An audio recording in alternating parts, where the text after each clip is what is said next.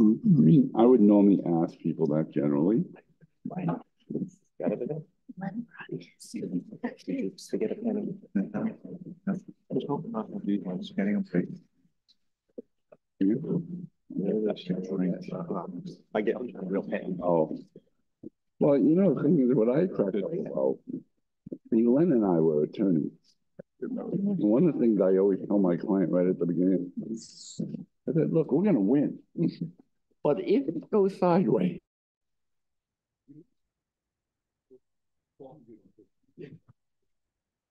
All the time. yeah, I never have really.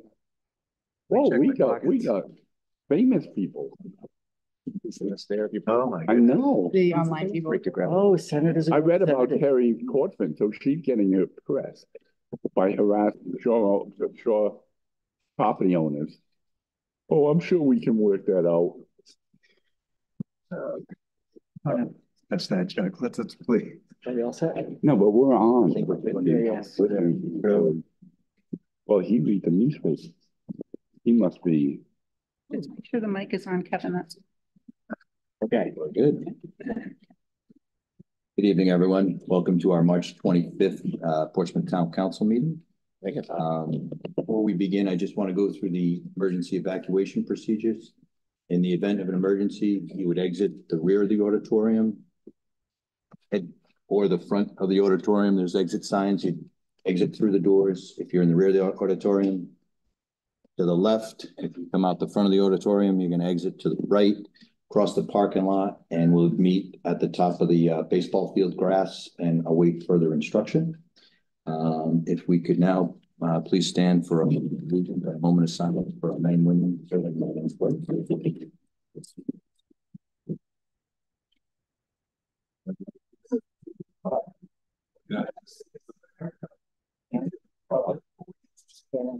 One indivisible, liberty and justice for all.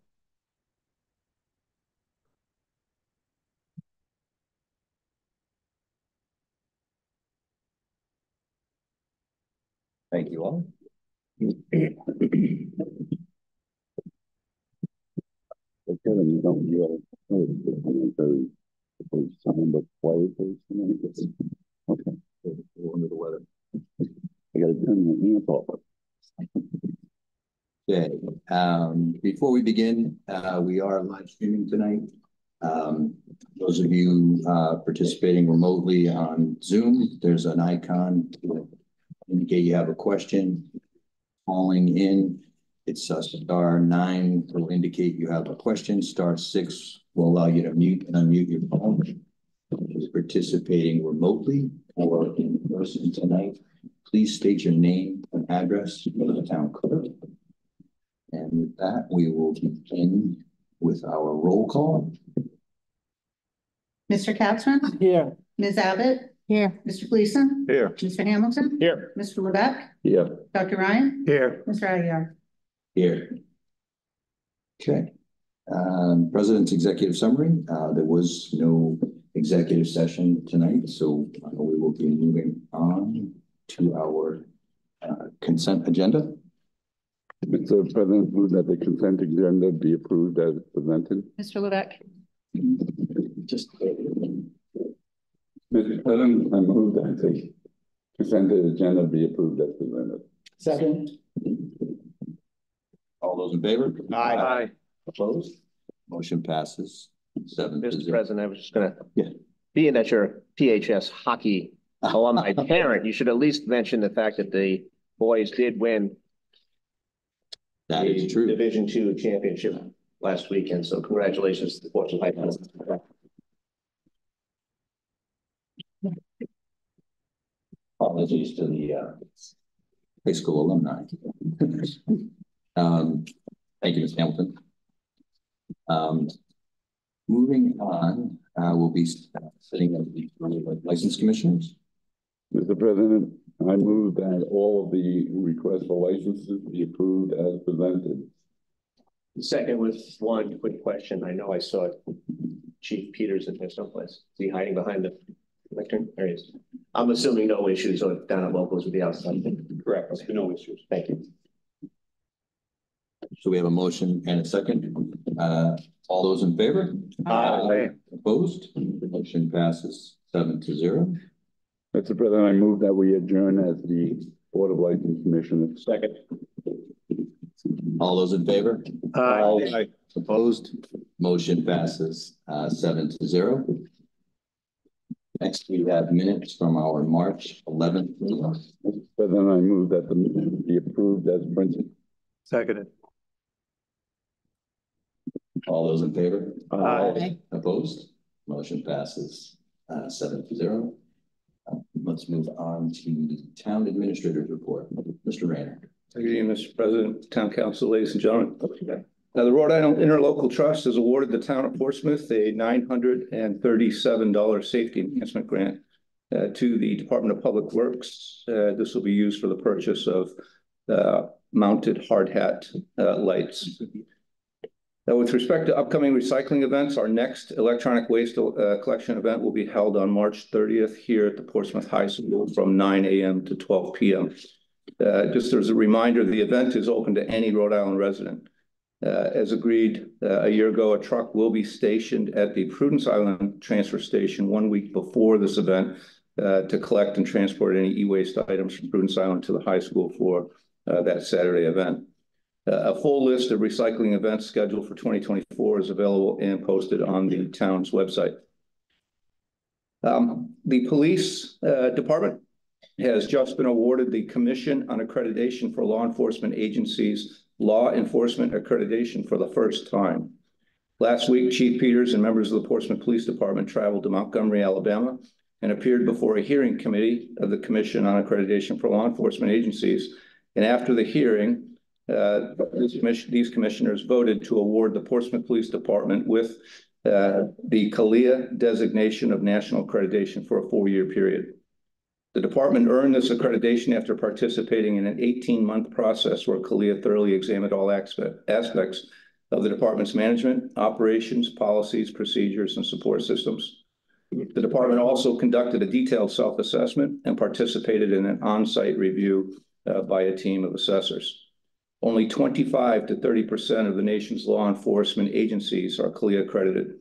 Portsmouth now becomes the 11th municipal police department in the state to achieve this accreditation. So congratulations and hats off to Chief Peters.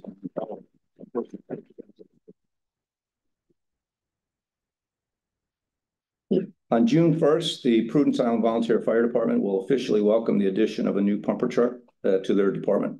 The truck was acquired through a 2021 $357,000 vehicle acquisition grant from the Assistance to Firefighters Grant Program through FEMA.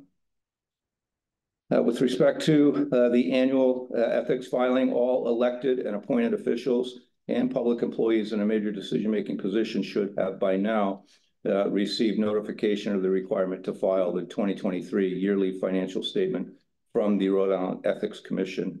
So as a reminder, filing is due by April 26th and can be completed online. And then lastly, with respect to the budget, I received the fiscal year 25 proposed operating budget from the school department last Thursday. Following some final house cleaning, the town administrator proposed budget will be prepared and distributed to you by the end of this week. That concludes my report, Mr. President. Thank you, Mr. Raymond. Okay, moving on to resignations and appointments. We do have a resignation of Mr. Chris Brown from the Prudence Island Planning Commission. Move to accept with regret. Seconded. All those in favor? Aye. Opposed? Motion passes 7-0. Next, we have under old business, it's the monthly finance report. Mr. Rayner. Yeah, finance director is feeling under the weather. So with respect to our finances at the end of February, we were 66.7% through the fiscal year. With respect to revenues, we were at 68.2% of the total budget. And with respect to expenditures, we were at 64.7% of the total budget. Although we are projecting favorable trends, I did freeze discretionary spending at this time to ensure that the trends continue through the end of the fiscal year. That concludes the report, Mr. President. Thank you, Mr. Rayner. next item. Receive and place on file. Oh, yeah, we need a motion. Motion to receive. Motion to receive and place on file. Seconded. All those in favor? Aye. Opposed? Motion passes 7-0. Stuff only have 2 mics. Sorry about that. Okay.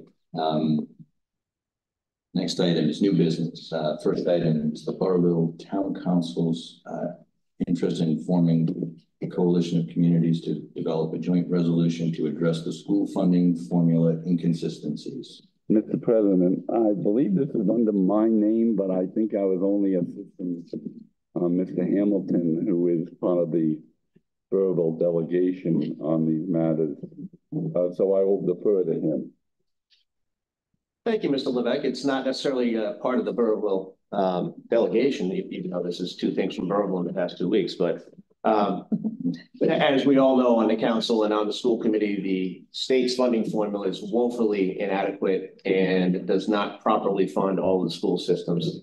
I would wholeheartedly love to see our General Assembly and the governor's office do a much better job of allocating such funds. In a world where a town like Barrington gets an extra $1 million this year and a town like Tiverton loses $1 million, something is severely wrong with the funding formula. We have continuously lost anywhere from $200,000 to $300,000 a year for the past 10 to 12 years, where other wealthier towns or wealthy towns have continued to get money. So the funding formula is completely inadequate and needs a full whole-scale change. And I hope to pass this along to the General Assembly, and hopefully they'll be able to make some changes this year. Mr. President, may I just make a quick comment? As many of you know, as I repeated ad infinitum, I was in the legislature for a good period of time.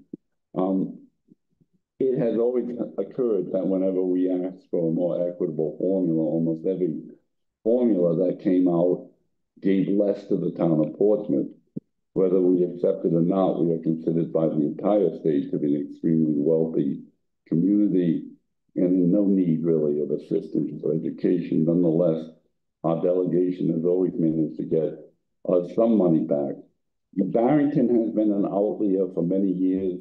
I do not understand why they consistently do seem to come up with some extra funds, but nonetheless, I think you have to be cautious about what you ask for because it may not exactly give you the results you desire. President. Thank you, Mr. President. And thank you, Mr. Hamilton, for pulling this from consent agenda, not consent agenda, correspondence. Last time we put it on the agenda here. I support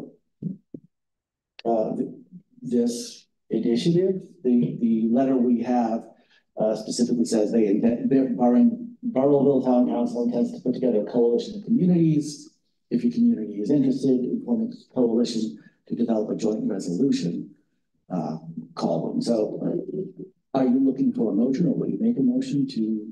I would love to join a coalition. I've been asking our state delegation to join a coalition with the outlying communities for years to help fight against the inner city coalitions that seem to get whatever they want in the budget. So towns like Portsmouth, Tiverton, Burrillville, Little Compton, Newport, Middletown seem to always get the short end of the stick, especially when it comes to state aid funding for education. So I think any way we can bring together communities to help fight and get the funding that your town deserves is worthwhile. I would agree, and I think it's also important to note that the problem is not necessarily just how you slice the pie, but that the pie isn't big enough. There should be wholesome funding for all communities, as the legislature has stated its intent for years, but the budget hasn't allowed. So to that extent, again, I'd look to you to make a motion if we think one's needed. Are you volunteering? I will absolutely volunteer, be on a joint committee with other cities and towns. And I would like to join you in that. Okay, absolutely. Neither of you know how to get to Burrillville. You go north, right? I've been to Google, so. Wow. I know how, yeah, I know. I- So I can't let it go by because there is a consistent theme.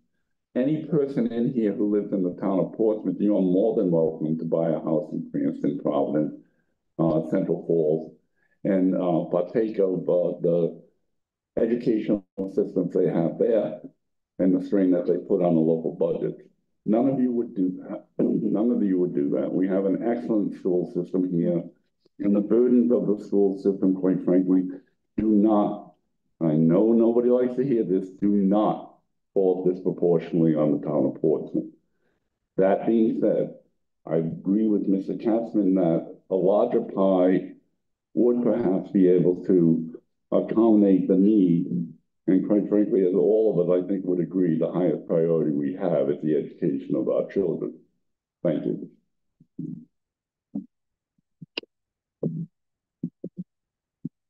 So is there a motion or we have two members that volunteered to join? I don't know Someone that second that. Mr. President, I don't know that the coalition or the committee or whatever it is yet exists. That's right. Yeah. So perhaps we should be drafting a response to the Boroughville Town Committee. Nobody wants to hear me. Anyway. Really, I don't. But since the coalition doesn't, it's only theoretical at this point, I would presume the first step would be to draft a document to correspondence back to the Boroughville Town Committee expressing our interest in joining such a coalition. And then wait for it to be set up. Second.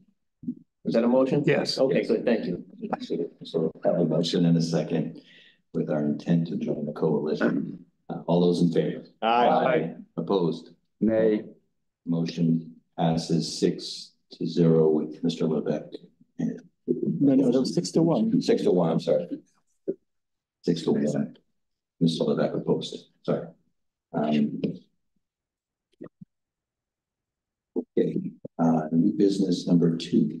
It's a request to the reallocation of $71,100 of ARPA funds designated for the Old Stone Bridge in Teddy's Beach to be used for enhancing shoreline protection along Narragansett Ave. Mr. Woodhead. Council President, members of the council, I'm cruising on along Narragansett Ave between Alice and Etta. There is some shoreline protection that utilize small riprap as protection during the storms that have been compromised due to the number of storms we had this year. So our proposal aims to protect and reinforce the riprap with larger riprap along this eastern shoulder of Narragansett Ave, enhancing its protection and shielding Narragansett Ave from coastal storm damage. So I would like to request the council to reallocate the funds from the American Rescue Plan Act, or the ARPA funds, from the Old Stone Bridge in Teddy's Beach for the sum of $71,100 to Cruise Island Shoreline Protection on Narragansett Ave. So moved. Second. Question, Mr. President. Oh, hold on a second.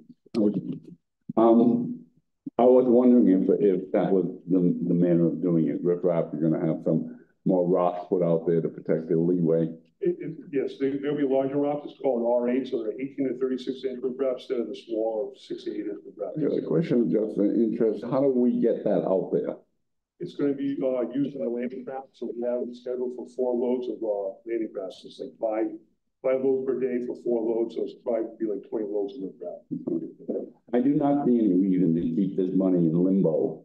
However, I do want to remind the council that we requested of our State House delegation to request some opportunity to talk with DOT further, and so trying to get a rehabilitation of the Old Stone Bridge in Teddy's Beach.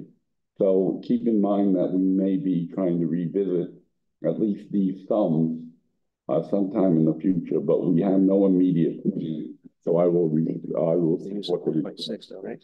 Has to be obligated this year. Thank you, Mr. Levesque. Thank you. Yeah, I had similar concerns. Do we know that the resolution has gone up to the State House at this point? Yes. Yes, okay. Also, does this deplete all the money that we have that could be going towards Old Stone Bridge and Teddy's Beach? Yes. Last question, have we heard anything from RIDA about our actions, anything regarding Stonebridge? No. Okay. No surprise there. Thank you. And I think, Mr. Levesque, to your point, I just wanted to, all the opera money has to be allocated by the end of this year. So if we don't hear back from the state DOT, we have to do something with it, unfortunately anyways. Thank you, Mr. Hamilton. I just want to follow up. I believe the resolution that we sent up will be heard this Thursday afternoon at the State House. So is it Wednesday? Said the 28th. Thursday at the 28th Thursday. I think you said the 29th first. I think it's 28th at 3 o'clock. So there may be some action taken later this week, and we'll see. Have you watched the State House before? I can tell you what action is going to be taken. It's not on, Held for further. it's not on the agenda. Testify as requested. Absolutely. Yes. Okay. All right, Mr. President Manager.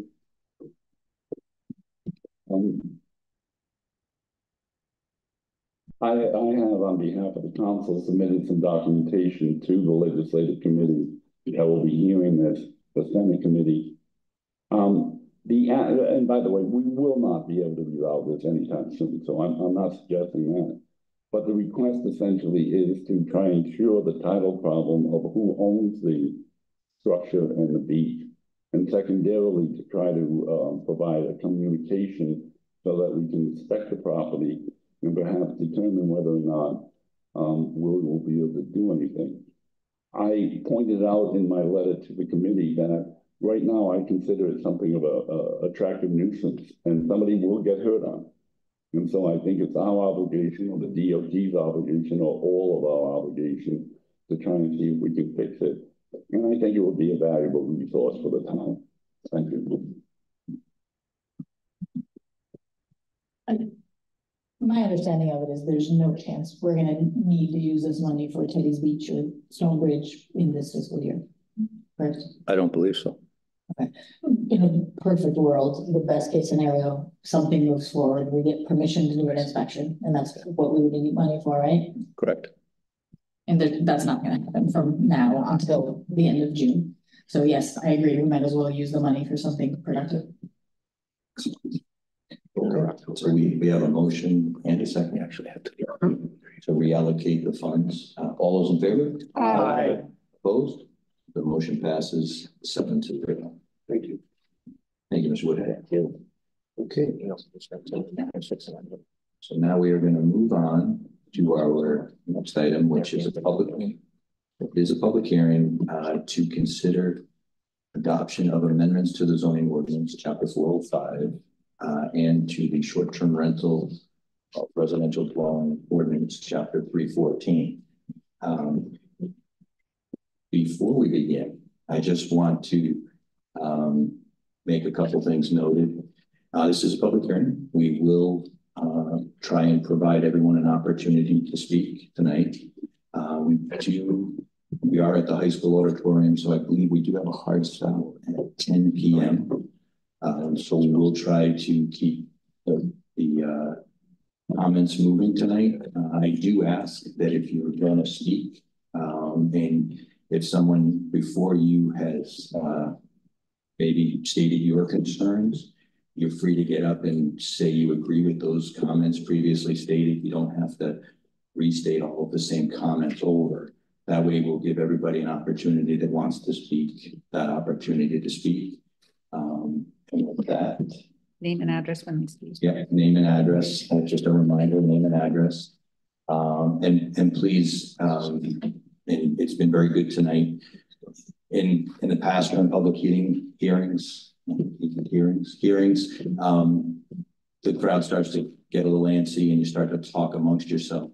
Please try to refrain from any talking while there's discussion going on. That noise does work its way to the front, and we just want to give everybody the opportunity to speak in a comfortable manner. And please refrain from any shouting during the discussions. Thank you, and we'll move on. First, it's Leah, our planner. Good evening. President Aguirre and You need to turn the mic towards you, turn it towards you, there you go. Thank you. can you hear me now? Much, there we go. We got you now. Good evening, President Aguirre and honorable council members. My name is Leah Hitchen. I've been the town planner here in Portsmouth for the last almost 2 years. The town council prioritized making amendments and improvements to chapter 314 of the town code, being short-term rental ordinances, on October 10th, 2023, after correspondence was brought to their attention regarding the disruption of neighborhoods due to short-term rental units. The town of Portsmouth's short-term ordinance was originally adopted by the town council on April 9th, 2018, before my time. The ordinance went into effect upon passage. However, the enforcement of violations was stayed until December 31st, 2018. As some may recall, the short-term rental, I'm just going to call them STRs as we go forward, ordinance was a hot topic even back then, with any support as just as many that were opposed to the matter back then. Back in 2018, the town had approximately 25 short-term rentals. And as of December 31st, 2023, the number has grown to 137 town registered STR units in the last 5 years. The town of Portsmouth is a microcosm of how STRs have grown in popularity nationally and internationally. Our community is not alone as we try to balance the competing benefits and challenges, how to ensure a healthy stock of affordable housing, and how to support local tourism and economic development opportunities while ensuring that our own residents have access to safe and affordable housing. Town staff from my own planning department, building department, and the fire department, along with the town clerk's office, which we kind of termed the STR review committee, engaged in a series of discussions to review the existing ordinance to set more precise and clarified language of our ordinance. These discussions touched on all aspects of the STR ordinance framework, from adding definitions, clarifying the registration and inspection process, updating the registration and violation fees, adding a prohibition section, and how to tailor the ordinance to improve the quality of life in the areas of town where staff have received the most complaints, while also minimizing the legal liability as best as possible. The purpose of regulating the short-term rentals is not to be overly punitive or to prohibit them, but to put safeguards and appropriate enforcement mechanisms in place for when problems arise. We found over the course of our review that the town already has a solid framework in place for regulating short-term rentals. The town has been using the Granicus-based Host Compliance, a platform that monitors and provides short-term rental compliance solutions and services. This service provides a full picture on the number of listings and short-term rental units, rental type, location, nightly price, listing platforms, number of bedrooms, advertised sleeping capacity, and listing creation date for all the short-term rentals in town. Additionally, the town has a wealth of information regarding short-term rentals on our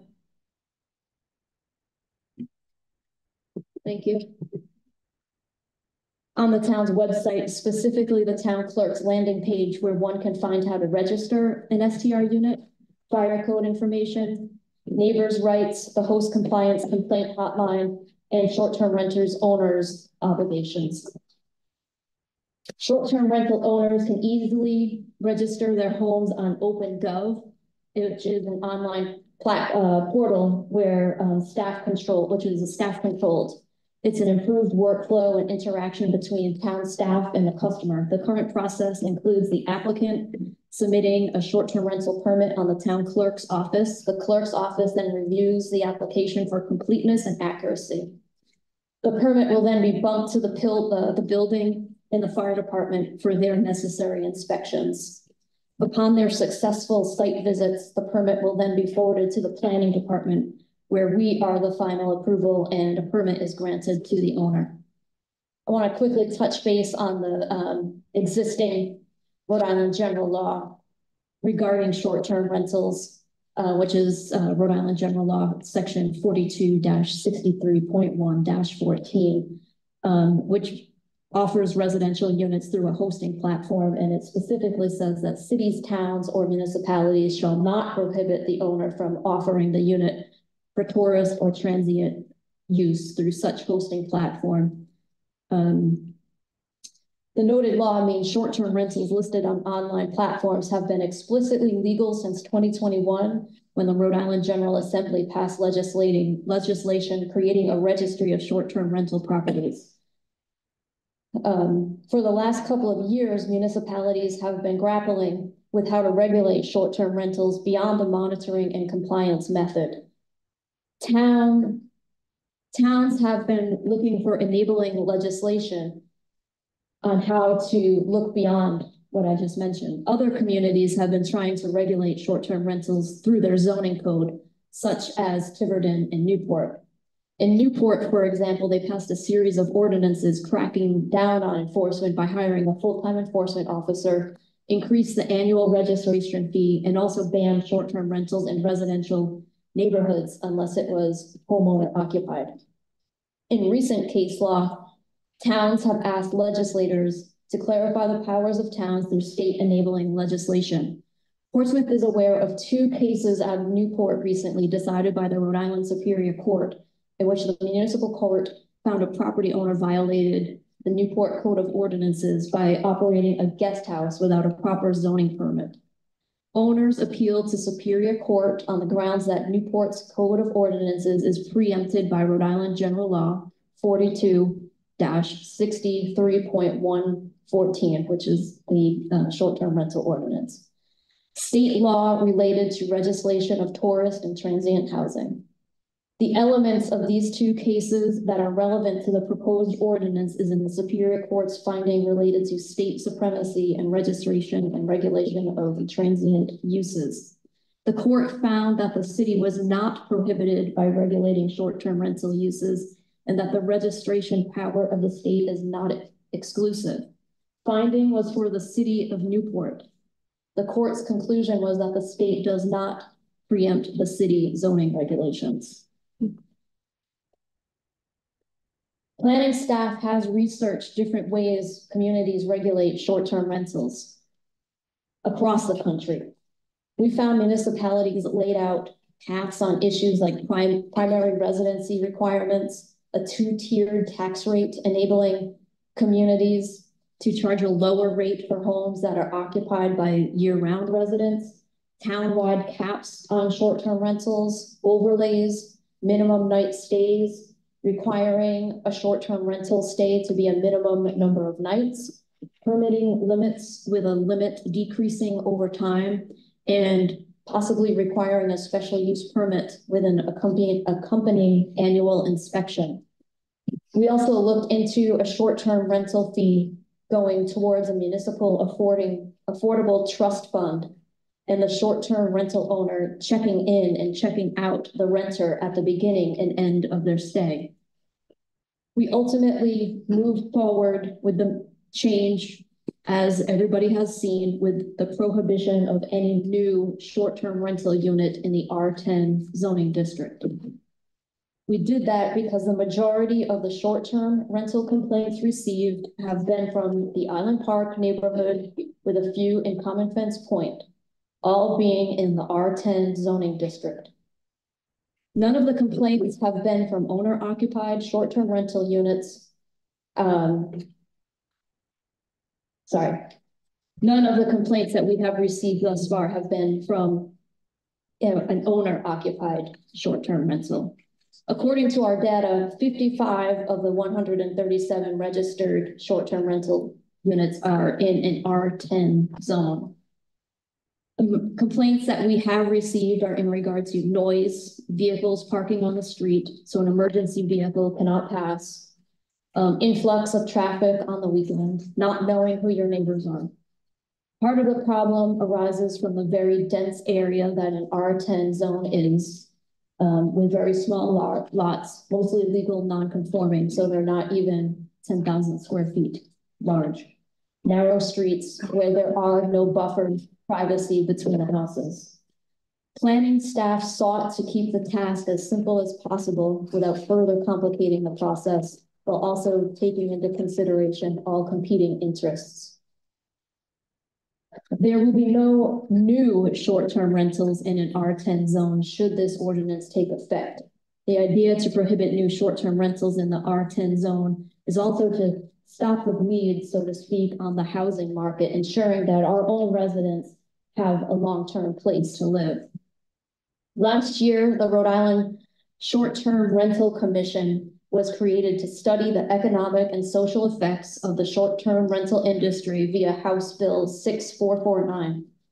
The state commission, chaired by Newport Rep. Lauren Carlson and our own Terry Contraband, has been reviewing all current short-term rental ordinances, impact on our year-round and local housing markets and neighborhoods, health and safety concerns, as well as interviewing community stakeholders, property owners, municipal representatives, and so on and so forth.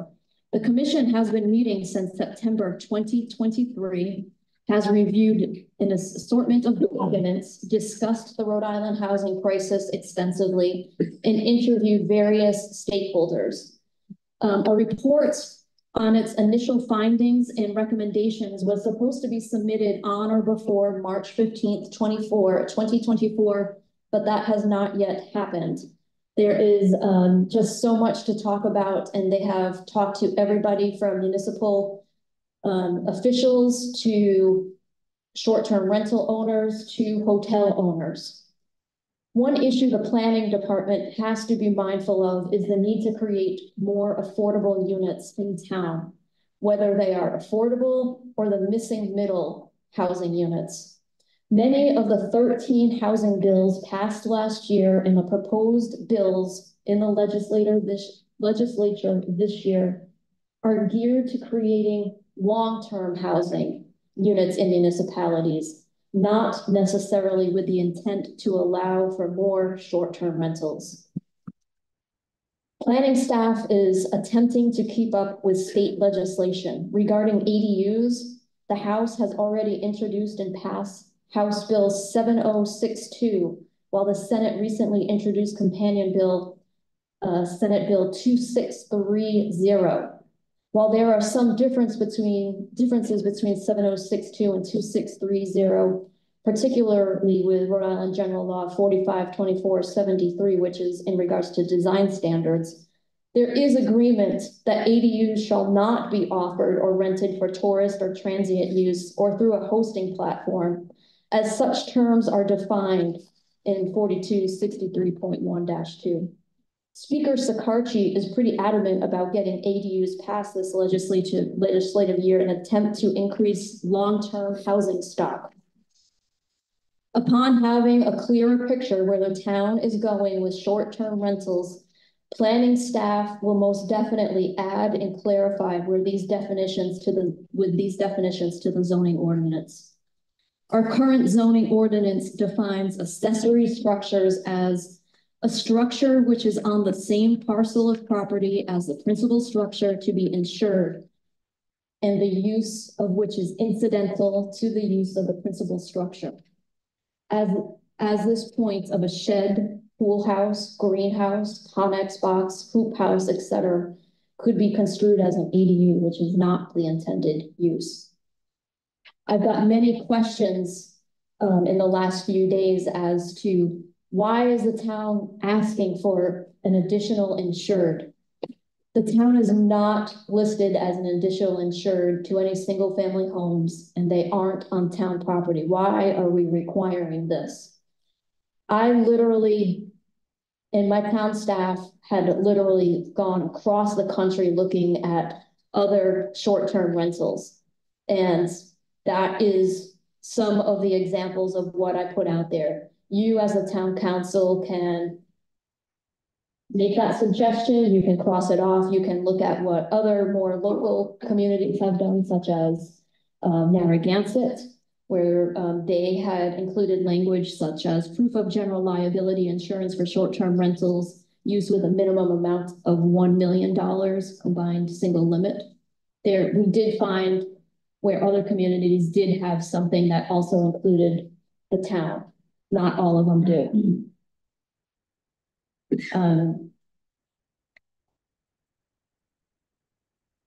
Like I said, you and the council members can modify as necessary.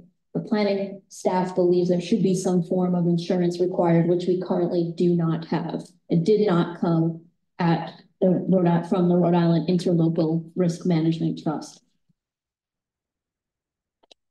Planning staff suggest pausing at this time and making any decisions until the Rhode Island Short-Term Rental Commission has vetted their process and produces clear suggestions moving forward for all coastal communities that seem to be in the same position as Portsmouth.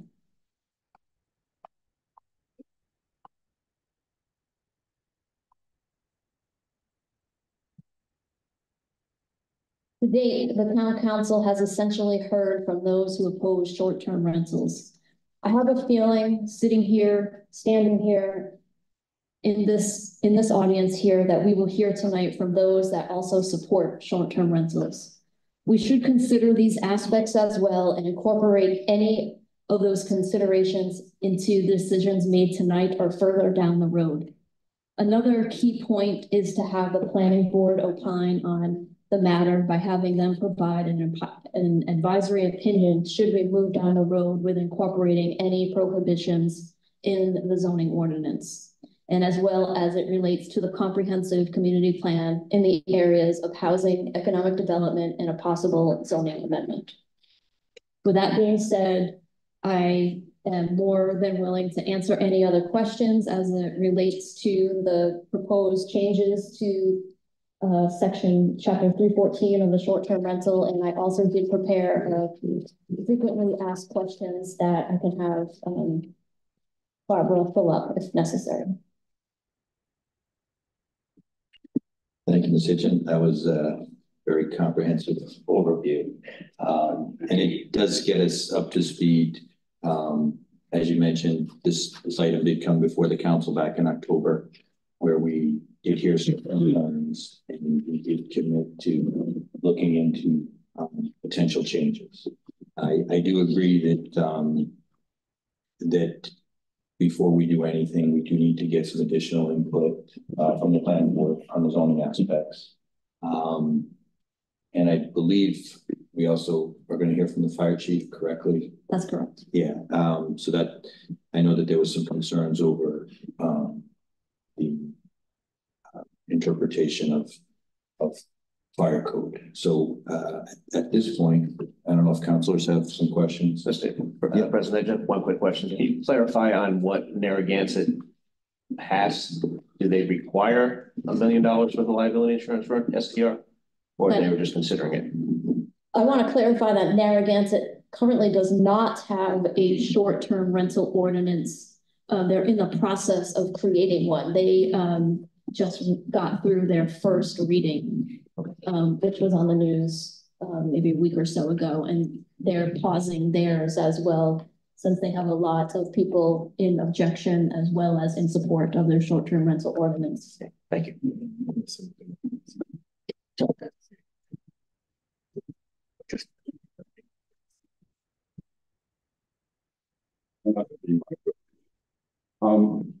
Brandon Hitching, one, I want to thank you very much. That was comprehensive and very, very well stated.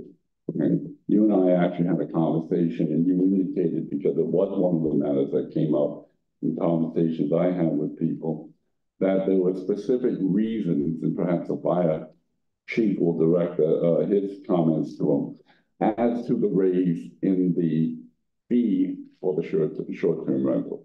Certain inspections that were necessary to go on. Inspections that we may not do with an individual's residence, but is appropriate if we're dealing with essentially commercial activity. So you indicated to that. I actually live in Island Park on Park Avenue. I noted that we're changing the ordinance to not allow in any new, I guess, under the grandfathering clause. And as I understand the grandfathering, as you and I discussed, if it were abandoned, That is, if they did not have somebody in a short-term rental, then the right to do so after a period of time would evaporate. Is that correct? Is that your understanding, or is that the plan? Well, there's different ways to interpret that. I honestly feel that it is the responsibility of the short-term rental owner to prove that they have a legally Maintained it. conforming short-term rental. I noticed that it was a non-permitted, both in R10 and any commercial 1 districts. I actually, and I'm asking this because I know several other people have the same circumstance. I am on Park Avenue, a residence, but traditionally and still my building is a commercial zone. How does this impact people who have that type of situation? Do you have an opinion?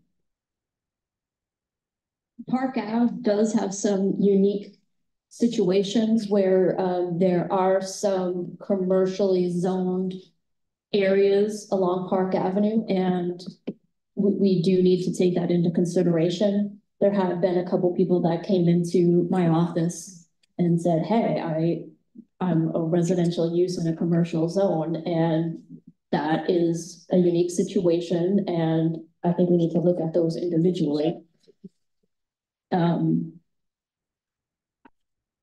I'd be willing to talk that out. I think that's an interesting conversation to have, since Park Ave in general is a unique area. Now, was there a reason that it was not a special exception in these categories? And it was not, I mean, because an N means, if I'm remembering my zoning, that you have to have a use variance. You more or less have to demonstrate you cannot use the property otherwise than, say, the short-term rental. Was there a particular reason that that was used? If it wasn't, just say.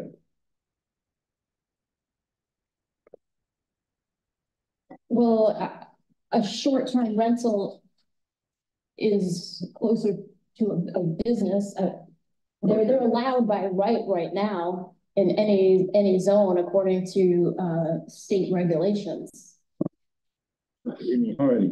So the other question, I think, for the folks here, right now you are in the very middle of a discussion with the zoning board and the planning board over all of the new legislation that has come forward to impact all of us. That's correct. Okay. So I am favoring, but I'm somewhat reluctant to refer matters to a planning board that really right now is overworked in many respects. Is that a fair statement about them? I'm the one that's overworked. I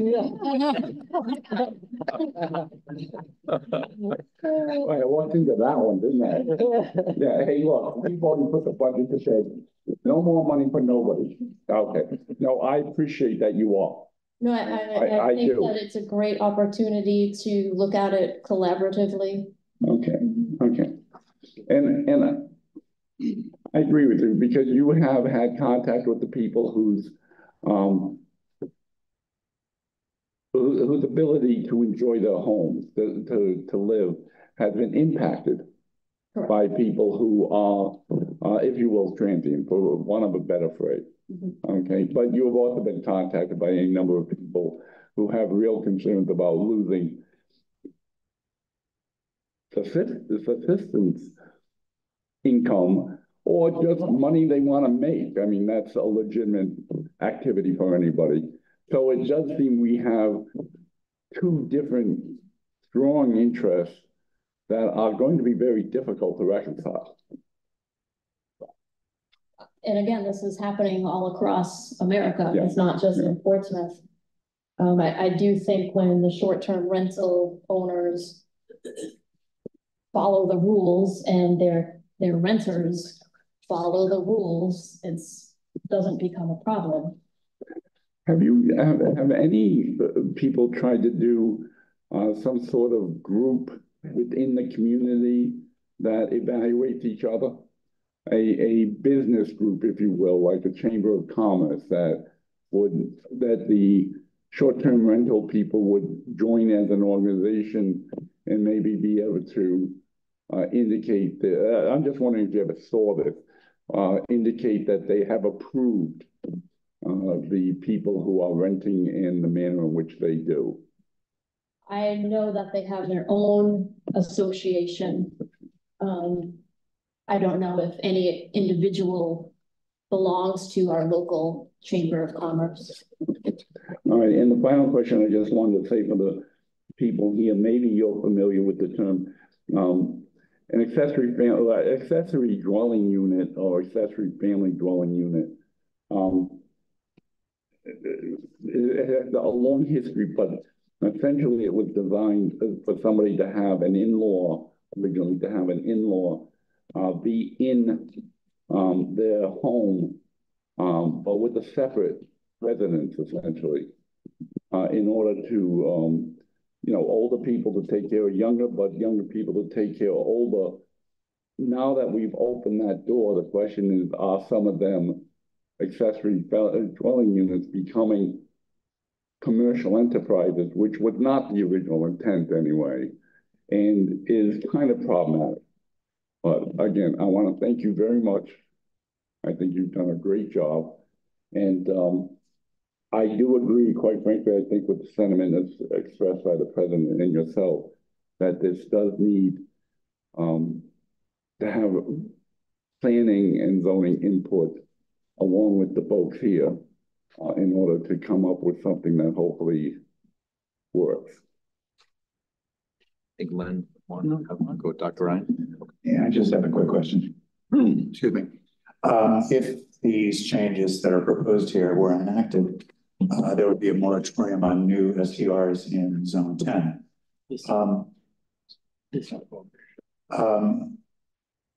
Is the right to operate a short-term rental, does that reside in the property or in the applicant? So in other words, if somebody who had applied is running a short-term rental in Zone 10, sells the house, does the license, if you will, for the business transfer with the title of the property? No. So it belongs solely to the applicant. Correct. So any purchaser would have to apply new, and of course, under this statute, that would be a new short-term rental, so they would be denied. That's correct. Okay, that's my question. Have more to say. Yes, nice question. They got a mic. Good question. You can go first. You come in and once more. Thank you, Mr. President. I don't have a question for the town planner. I have a statement I wanted to make, so you can say it if you like. I've received a significant number of email correspondence on this topic and phone calls, as I imagine you all have. I've read them all carefully, and this is a public hearing, so I know people are going to say things tonight perhaps that I haven't heard before. And so I will take everyone's information and positions into account in any decision I make. Tonight, I'll listen carefully to all who speak. I'm here to listen and to deliberate with my fellow council members before taking any vote.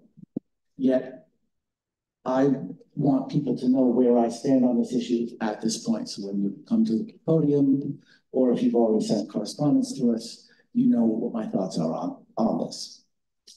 So there's a lot of details here, but in short, one, I'm opposed to a blanket ban on short-term rentals in R10. And two, I support enhanced rules designed to stop violations. Enhanced rules to stop violations such as noise and various disorderly conduct problems that would disturb the rights of neighbors. I have a bit here on how we got here, but Leah, you've covered all that. So we've heard from neighbors of short-term rental properties, and They brought to us complaints ranging from noise problems, trash problems, parking problems, disorderly conduct problems. And it's dramatically disrupted their right to enjoy their own homes. And that's a valid concern. As a matter of fairness, the council should seek to put in place rules and procedures to address those bad behaviors. We've also heard from short-term rental property owners, many of whom are Portsmouth residents or part-time Portsmouth residents, some who aren't. And importantly, many short-term property owners have never had a single complaint made about their tenants. They're good neighbors. And that's according to reports I've heard from their actual neighbors who bothered to take time to contact me to let me know. These short-term rental property owners also have valid concerns. And as a matter of fundamental fairness, the town should not punish good, conscientious property owners because of the bad actions of other short-term rental property owners or tenants. So I'm opposed to a ban on the blanket ban on R10 because it does nothing to address the complaints of neighbors of short-term rental properties outside of R10. And it punishes good, conscientious short-term rental property owners in R10. So it's too blunt an instrument. So I don't support that, but I am in favor of increased enforcement and clearer rules, more rules to help address the issues of people having to live next to. For example, among the changes in the proposed ordinance is to count the number of violations of Portsmouth ordinances, such as noise, occupancy limits, and so on. And if a short-term rental property is subject to 2 or more in any 12-month period, their short-term registration certificate would be revoked. I think we would probably have to do that once to a short-term property rental owner before they take steps to make sure that their tenants know what the rules are and that they themselves will police their own properties. So that's high level, the approach I'm looking for. I don't know if the specific language here will reflect all of that, which is why I'm glad we're talking about having this be sent to the planning board for their more fulsome review. Finally, to wrap up my comments here before we take to others, I'd like to thank town administration, Leah Hitchin, our town planner, and others I know who worked on putting together this starting place for us to have this discussion. I know a lot of time and effort went into it. I'd also like to thank the people of Portsmouth who called, sent emails, and came out tonight. This is government. Folks come to us and ask us to do something. So we start to draft what we're going to do, and then more folks come out and say, I like that, or I don't like that, and this is how good local government should be. We're asked to make decisions affecting the town, and I'm grateful that I can have all of your thoughts and guidance on it. I'm confident that with input from the people of Portsmouth, thoughtful deliberation on the part of the town council, we can enact a targeted approach to stop the harmful short-term rental behaviors while supporting conscientious short-term rental property owners. Thanks.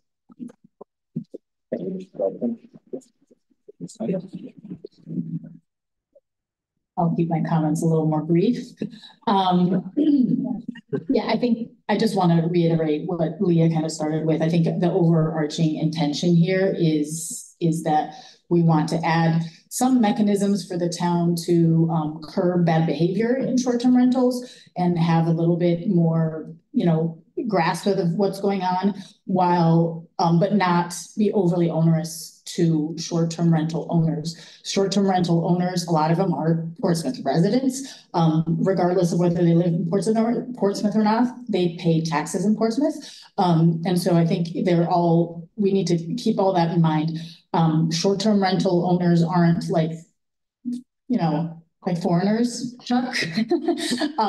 There are friends and families and neighbors, and we have short-term rental owners, we have guests, we have their neighbors, and we have to find a happy medium so that everybody can work together.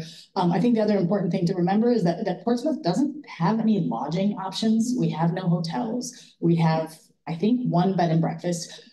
You know, some people, myself included, don't have their entire family living in town. If you have a graduation or a first communion or something, you have 15 people descending upon you. You know, short-term rentals are a great asset for us to have, and we want those visitors. We want them to come to our town. We want them to love our town. We want them to eat in our restaurants, and all that does benefit our community. So we have to find a way to welcome that and allow it to thrive, and balance it with the needs of our own residents. Like you said, there's a couple just bad apples and we need to be able to curb that behavior. So I think the draft ordinance as it stands, there's a lot of great edits in there. Like I agree with some of the enforcement pieces. I also disagree with the blanket ban on R10. Perhaps capping it would be more reasonable so that you cap it by number per zone or something along those lines so that we don't have them kind of take over an entire neighborhood. I do have some concerns with some of the other prohibitions like accessory dwelling units, for example, where we prohibit it, but it's not clearly defined. So it leaves a little bit of a gray area there. So I think it does need some work. So I'm very curious to hear what everybody's comments are. So hopefully we can kind of massage this into something that really benefits what Portsmouth needs. So anyway, I just wanted to. Thank you, Ms. Abbott. Is anyone else doing that? All right. No, I do agree with my colleagues, and I will open it up in just a second. I mean, we've had a lot of focus on the prohibition in R10, but it would also not be allowed in a C1, light industrial, heavy industrial, the town center, and I forgot what WD is, but we also have to be aware that our zoning map is all over the place. There's plenty of homes right now that are residential homes within these districts because the land has been converted or developed. At one time, Portsmouth did have a lot of light industrial land. And I'm thinking of the old Weyerhaeuser property, Kaiser property. Those properties have all been converted over because we could not find, at the time, you could not find light industrial or manufacturing to come into town. So what happened was it became the highest and best use of the land. And that turned out to be basically high-end residential because people will pay for views of the water. So I think we also have to take a look at where our current distribution is of housing within each of those developments as well. So it's just something we need to consider as we move this process forward. So with that, I will open it up. I will open Kevin, Chief Ford first. Oh, yes, I'm sorry, Chief. Before I open it up, I do need Chief Ford to give us a little bit of clarification. Sorry about that, Chief. Getting ahead of myself. That's probably right. Council President, members of council, good evening. What I'd like to present to you is just sort of how we got to where we are right now when it comes to the fire code, interpretation of the fire code in regards to the short-term rent inspections. When I came here, coming on 6 years ago, 5.5 years ago, these short-term rental inspections were already in place, the ordinance was in place, and the fire department would go out per the ordinance and inspect for smoke detectors and CO detectors. That was it. The Rhode Island Fire Code is actually a mixture of NFPA 1 Fire Code, NFPA 101 Life Safety Code, and then Rhode Island has its own amendments. Okay. I got Chief Peters. We'll The amendments, Rhode Island amendments are additions or subtractions or wiping out certain clauses or adding complete clauses. That brings us to the Rhode Island Life Safety Code. Those components all mixed together. In town, we currently have our ordinance, which is chapter 314, short-term rental, which says the dwelling shall be inspected by the fire department. In Rhode Island amendments, as overall in the state, we have very little say in 1 and 2 families. We are only allowed under the state fire code to inspect for smokes and COs upon building and upon transfer of sale. The NFPA 101 Life Safety Code, as adopted by Rhode Island, takes every structure and divides it or categorizes it into certain classifications based on use. One of those uses is 1 and 2 family dwellings. Another use would be lodging and rooming. There's education, hospitals, detention, and so forth. Everything falls in some category based on its use. The use, it is, as I said, what classifies it, and it can also change. You could have a single family home, and now you want to turn it into a daycare facility, where you change the use. It's no longer a single family home, even though it looks the same. It is now a daycare facility. Or it could be a pre-K type of situation, and it's an education facility or a dentist's office. Same building, same structure, different use, different fire code. The term short-term rental does not exist in the Rhode Island Fire Code. It's not in NFPA 1, it's not in 101, and it's not in the Rhode Island amendments. Rhode Island has carved out specifically a bed and breakfast section, a congregate living section, and now recently the seasonal cabin section, all under lodging or room. Other than that, there's no such thing as a short-term rental to look up a code and see what it requires. In this state, the Fire Safety Code Board of Appeal and Review is the entity to go to for any concerns, variances in the fire code, rulings on their behalf. They are the only entity. I cannot go into a building and say, well, you're supposed to have sprinklers, but I'm going to give you the authority not to put them in.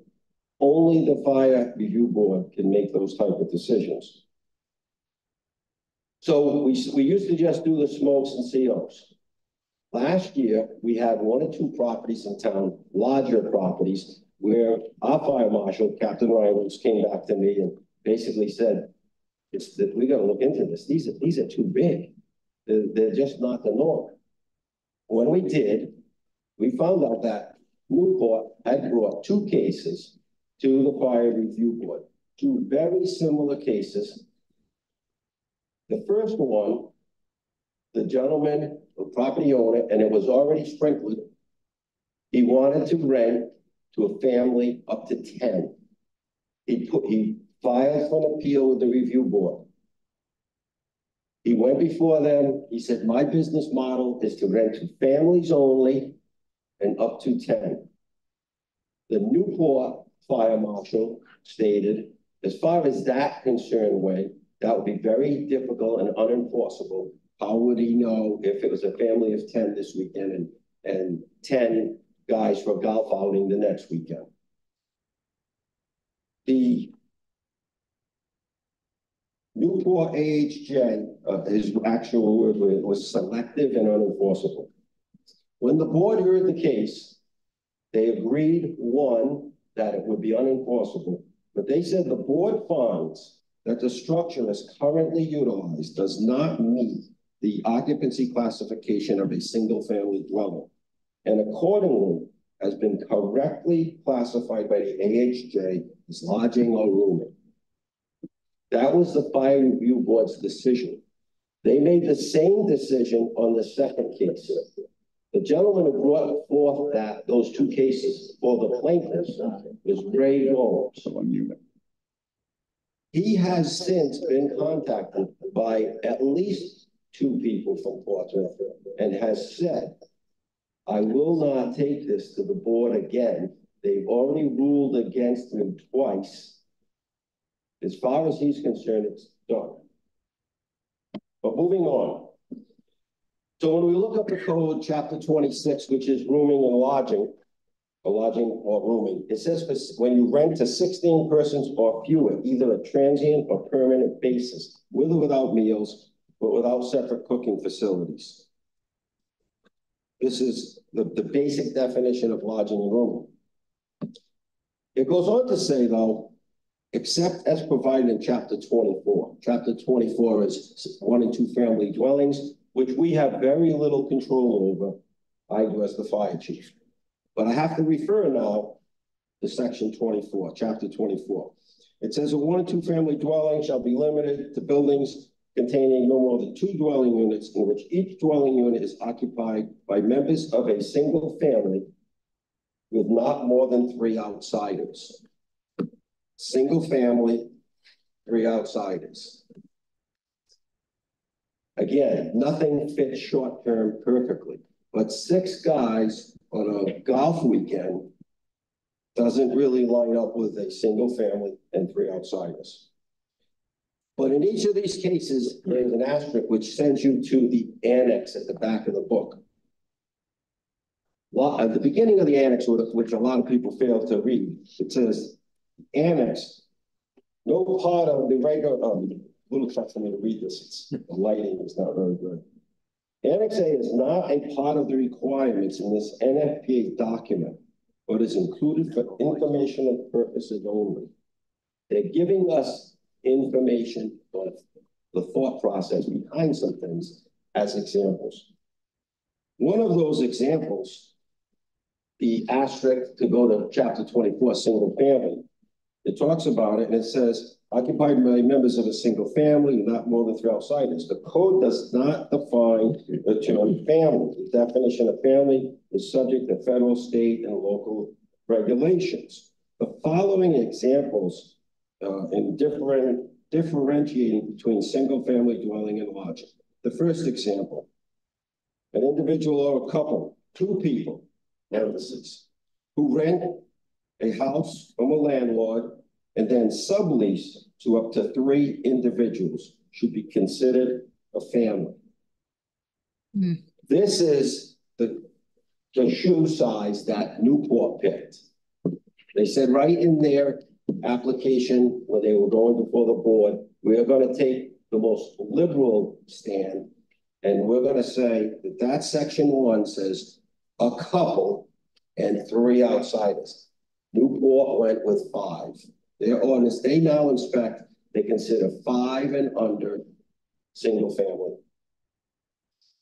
The second condition talks about a house rented from a landlord by an individual or a couple who sublease to 4 or more. Mr. President, may I? Chief, I really appreciate it. It's encyclopedic. We have the issue with the short-term housing, and I realize the fire code, there was some discrepancy, what pointed out, but we have a lot of folks waiting here to talk about that. Can you bring it to a close here? I'm trying to get the information out because a lot of people have contacted me and they ask these questions constantly. My fire marshals had to recite this verbiage back 80 to 100 times. But I'll make an attempt to speed it along. Thank you, sir. Okay.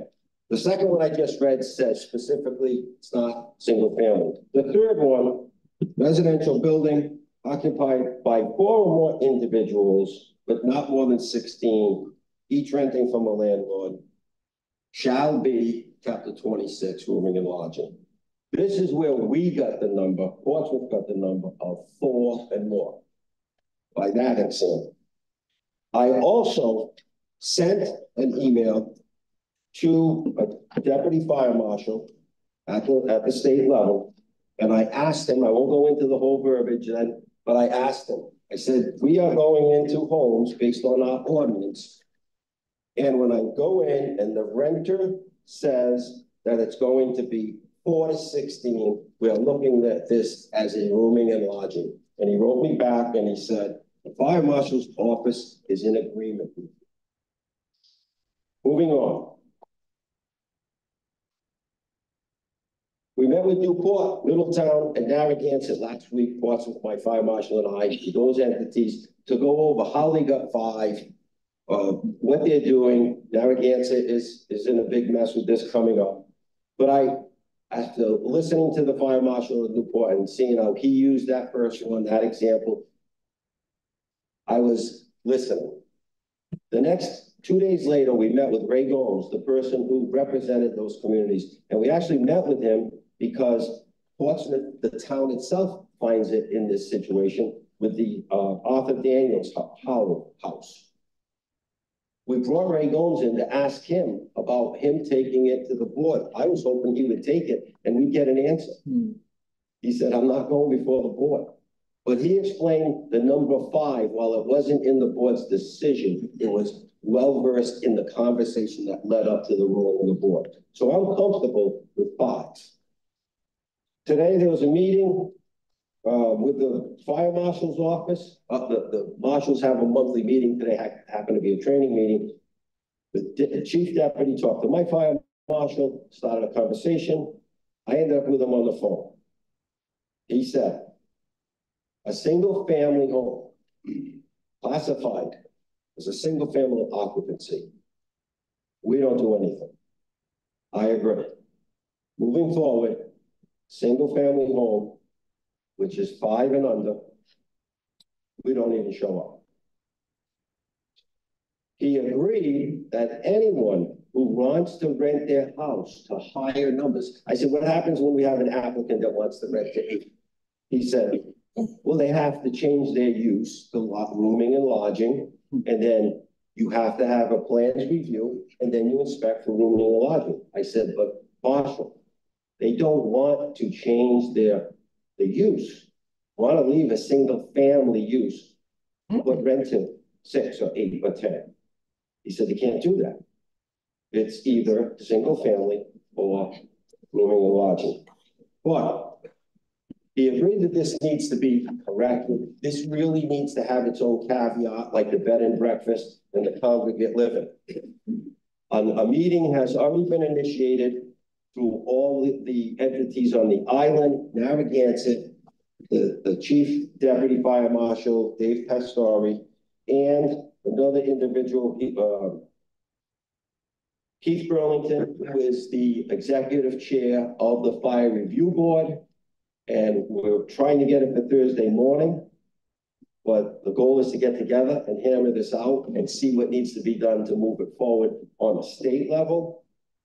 So at this point, I would say, unless the board tells me different or the town solicitor, we are suspending right now. We're not doing any inspections right now until we have clearer confirmation from the parties to be of exactly where we're going, what we're required to do.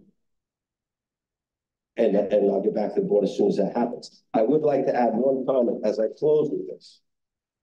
If we were up here tonight, and for whatever reason, there was an addition being built on a house or a new housing development, and I had to say, and the code was wishy-washy, whether I could let them build 1 foot from your lot line or 20 feet. And I had to make a decision. Everyone would want me to make the decision based on public safety and make it 20 feet. That's how I base my decisions. When I look at the fire code, I'm not looking at the code to try and skirt it. I'm looking at the code, what its intent is, and that is to protect the citizens. And the more people you have in a building, and the more transient they are, the code expands to create more protection. Thank you, Steve. Yeah, don't go anywhere. Yeah. I really appreciate the explanation and clarification. That was super helpful. As you know, a lot of people had reached out with comments and questions, and in reading through, I had a lot of questions of my own. I think I don't know the right answer. I appreciate the effort that's going into helping to clarify some of these questions. I agree with you. I think it probably needs clarification, caveats, or whatever. I think the thing that I kind of come back to and get hung up on is one of the things you read said each renting from a landlord. So, you know, you have a family and then they're subletting to 3 different people. A short-term rental doesn't really work like that because it usually, if you're looking at a single family home, they're renting to one individual who either then has their family join them or as a guest, as the one responsible party, and they take on the liability of their group. So, you know, if we can refine the interpretation of the fire code and maybe combine it with higher insurance limits to add some protection, we can find kind of a happy medium that works for everyone. I think my ultimate goal is to avoid unintended consequences. Like I don't think it's in our best interest to force short-term rental owners to install sprinkler systems in single-family homes in our neighborhoods, because ultimately, if it gets sold as a single-family home, like I don't want a sprinkler system in my in my single-family home because I'd have to maintain it. That's a life safety. One more thing. Well, 1, it's very expensive to install. 2, it's one more thing to maintain. And it's just not the standard or the norm. So I just think the unintended consequence would probably be that we terminate a lot of short-term rentals in our town, which is not really the goal here. I do appreciate the erring towards safety. I 100% value that approach and agree with it. I think we need to find kind of a balance where we're not being overly onerous, but we're still protecting the public interest. And I think there's just a lot of, you know, there's some questions and things that are open to interpretation, like each renting to a landlord. I don't think that really applies to a short-term rental where you're not really renting to more than one person. You're renting to one person who then has their guests. So, you know, again, I don't know the right answer. I appreciate the clarifications, and hopefully we can kind of refine the language and clarify it so that it's more straightforward. And you remember, I did say there is no spot that fits perfectly. Exactly. Short-term rental. And that's ultimately the problem. But I did have the argument presented to me last week that I rent with my wife and we sublet to our children. Mm-hmm. So that person was arguing exactly the opposite, yeah, because he wanted to fit in that spot, but there is no good spot. We need to make a spot. Yeah, no, I agree. And it's hard when you're trying to fit into descriptions that don't fit perfectly what we're looking for. So I think ultimately the conclusion is we need to clarify that and find the right balance. Chief, you mentioned just before we close here, the meeting, there's a potential meeting for the town of Portsmouth, Middletown, Newport, Narragansett to try and get some clarification. Is that with the deputy chief fire marshal and Mr. Burlingame is the head of the fire review board. Okay. No, I think because we are not alone, believe me. And everybody knows this needs to be handled on a level higher than the town of Portsmouth. Thank you, Chief. I think we do have one question for you as well from online. There's a question online from Ms. O'Connell. I had an inspection last week and fire marshal said that more than 3 was booming. Sounds like today that is changed to 5 or has been updated to 5. Is that correct? As of right now, I've been convinced in the last couple of meetings with people who have at the review board that 5 was the number that they came up with. When I asked that question today of the chief deputy, he wouldn't give me the number. Okay. So I think the word came earlier. It's to be determined. We're on a little bit of a pause, and I appreciate your input tonight, Chief. Thank you for the information. Just a quick question. So folks who have had inspections already, what is your guidance to them? Because there are people who you have told we're going based on, are we essentially status quo from last year? Status quo right now till we get more concrete information. Thank you, Chief. What is the status quo? If you have smokes and COs, you're good. we're good. For now. We're going to a meeting possibly Thursday. This could change. So we'll wait to hear. I know folks, we're not gonna take, no, you're gonna, I know it might be a simple question, but there's 4 other people in line. Just want to give him this, that's all. Chief, just It's data from Mr. Burlington, the guy you're meeting with. I just wanted to make sure you had a copy. Okay. is changes to the fire safety code by fire safety board. Does that need to be codified in state law? Or they already have the authority to change those regulations underneath their current, what statutes? As I understand how the board works, and I'm not an expert on all their works, but they're like going to the Supreme Court, at least in most cases that I know. And like when our Supreme Court rules on something a state brought forth, it doesn't automatically make it law amongst the country. The board, we tried, Marshall Rhinos contacted the board, asked if we could go before the board, the town of Portsmouth, go before the board for a blanket variance to some degree to get relief to cover everybody. And the answer was no. It's individual cases. And now that ruling for that case doesn't make it so for the next case, but obviously when it's a similar situation, you can foresee if I go to the board with it, I'm going to get a similar answer. Thank you. Thank you, Mr. Hamilton. And thank you very much, Chief. We have charged the chief with fire safety in our community, and he takes the obligation to heart. I will tell the people in this room, I was an attorney, I had litigation. The litigation, essentially, I tried to demonstrate that somebody was, in fact, operating a rooming house. What had happened, father left, son was given the premises, basically, and he started renting out rooms. One of the people he rented to got drunk, fell asleep with a cigarette, and the house went up in flames. Somebody ended up with such horrendous burns that they took him up to Boston. He had a fellow who used to do burn injuries for hands only in Vietnam. Actually, he did it in Atlanta, Georgia, but they used to get everybody out for him. I say this only because transient, and I was a young person in a party house, okay? Young people tend to have, if you will, more lively activities, and they will, in fact, create danger. And once you start getting to 4 or 5, you have that possibility. I'm sorry, I have to say something. That's not what short-term rentals are. He was renting.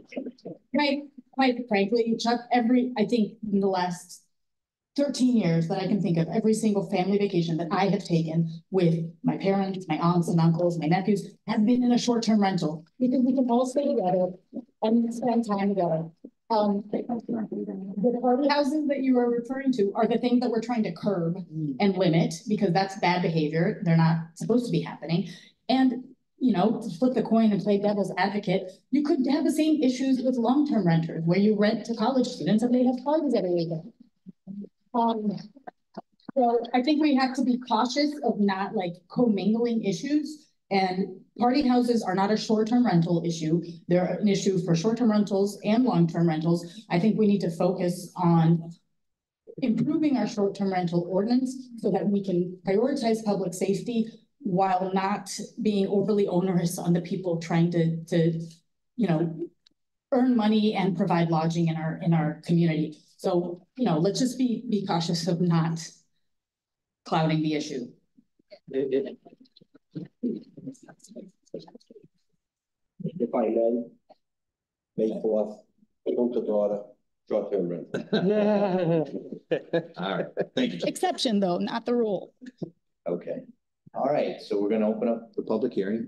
Just a reminder, name and address for the clerk. And Speak into the microphone. Speak into the microphone. And again, if you agree with comments previously made, you're more than welcome to say that. We just want to try to keep the topics moving. So thank you. Okay. Joe Forgione, 28 Quidnick Ave. Thank you for holding this meeting. I respect you guys for doing this because I know it's a very difficult decision you have to make. I'm representing myself and my wife here who happen to live in a neighborhood with adjacent to and across the street from a short-term rental. We live in Portsmouth Park, which is very much like Island Park and Common Place, which is not included, but we believe it should be included in the limitation proposed. It's a diverse group of retired people, families of small children, summer residences for people. In fact, for many years, it was people use that as rental property because it's a very nice location with water view. It's exactly the reason why now it's become destination zero for the short-term rental investors. Your own data shows most of them are not from Portsmouth. I'm probably the only one here in this room that read the original business plan for the leading short-term rental company in the world. As you know, it was started out to rent rooms in your home to supplement your mortgage. That's how it was started. We have gone so far from that, so that now today, most of the owners in our town in Rhode Island are not from Portsmouth, are not from Rhode Island.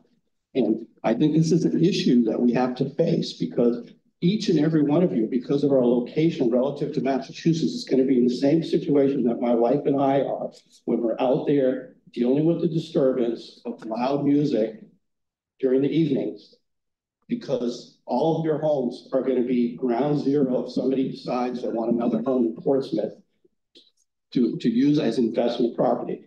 And I'll call them hotels. I did my letter to you. I'll refer to them as hotels. You can't convince me any way that these are anything other than hotels. The zoning board would never allow a hotel in Portsmouth Park. Yet we have all these new owners coming in and turning them into hotels. So, you know, to your point, Ms. Abbott, I'll give you the data, all right? The data is that there are 6 cars outside on many evenings on weekends with single individual young people. I love young people. And it's fine for them to rent it, but it's 6 people coming from Massachusetts to have a weekend party. The question I ask for everybody is, do we want Portsmouth to be the designation for California investors to buy a house to rent to party goers from Fall River? I love people from Fall River. I wish they would rent these full-time housing.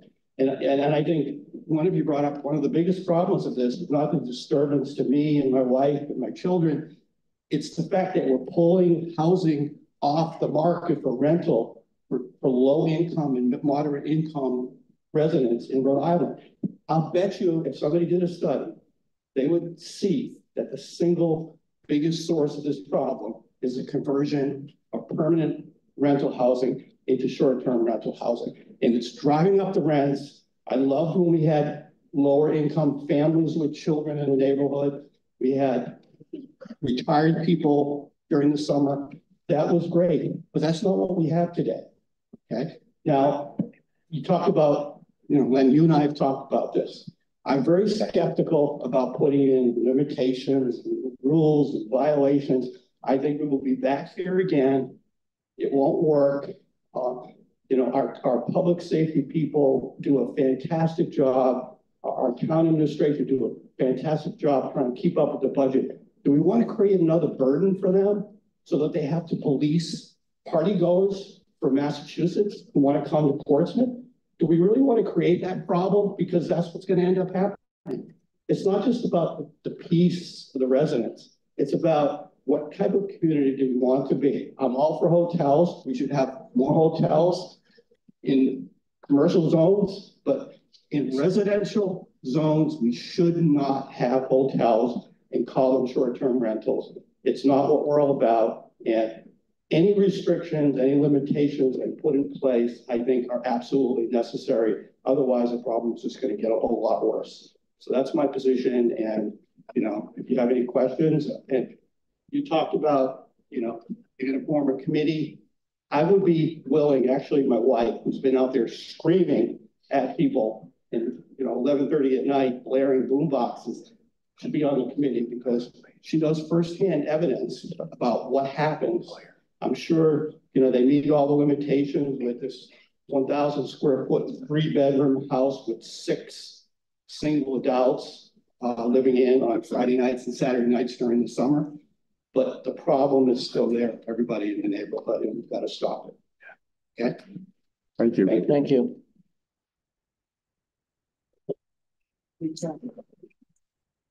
What phone is this? That's mine. Oh. Peter Roberts, 80 Amrod Avenue.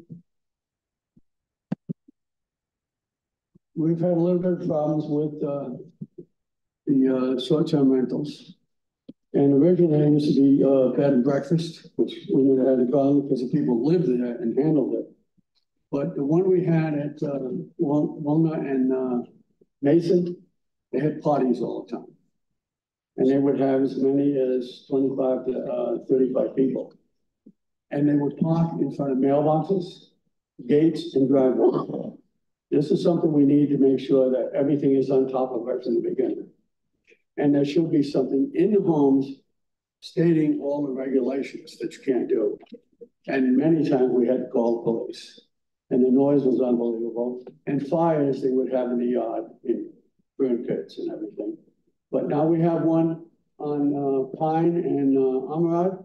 There's never been any problem with it. It's a one family housing. I think it has 2 small bedrooms. No problems whatsoever. But we need also, if you're in a neighborhood with this, we need the numbers of the people to call that are doing this. So these are rules and regulations that the town needs to make sure are put in place so that we can stay ahead of this. Because sometimes it gets way carried away. Thank you very much. Thank you, Mr. Robert. If I may, No question. No allowed. I want to thank the speaker for that comment. Reference posting information inside the dwelling unit. That's already required by the existing zoning rules. In my own looking into this in other ordinances around the country, there's heightened processes in place that I would like the town planning board to look into about making sure that the local representative personally hands a pamphlet to a renter when they arrive, like checking into a hotel. You don't just walk through the room, you have to check in and you get papers.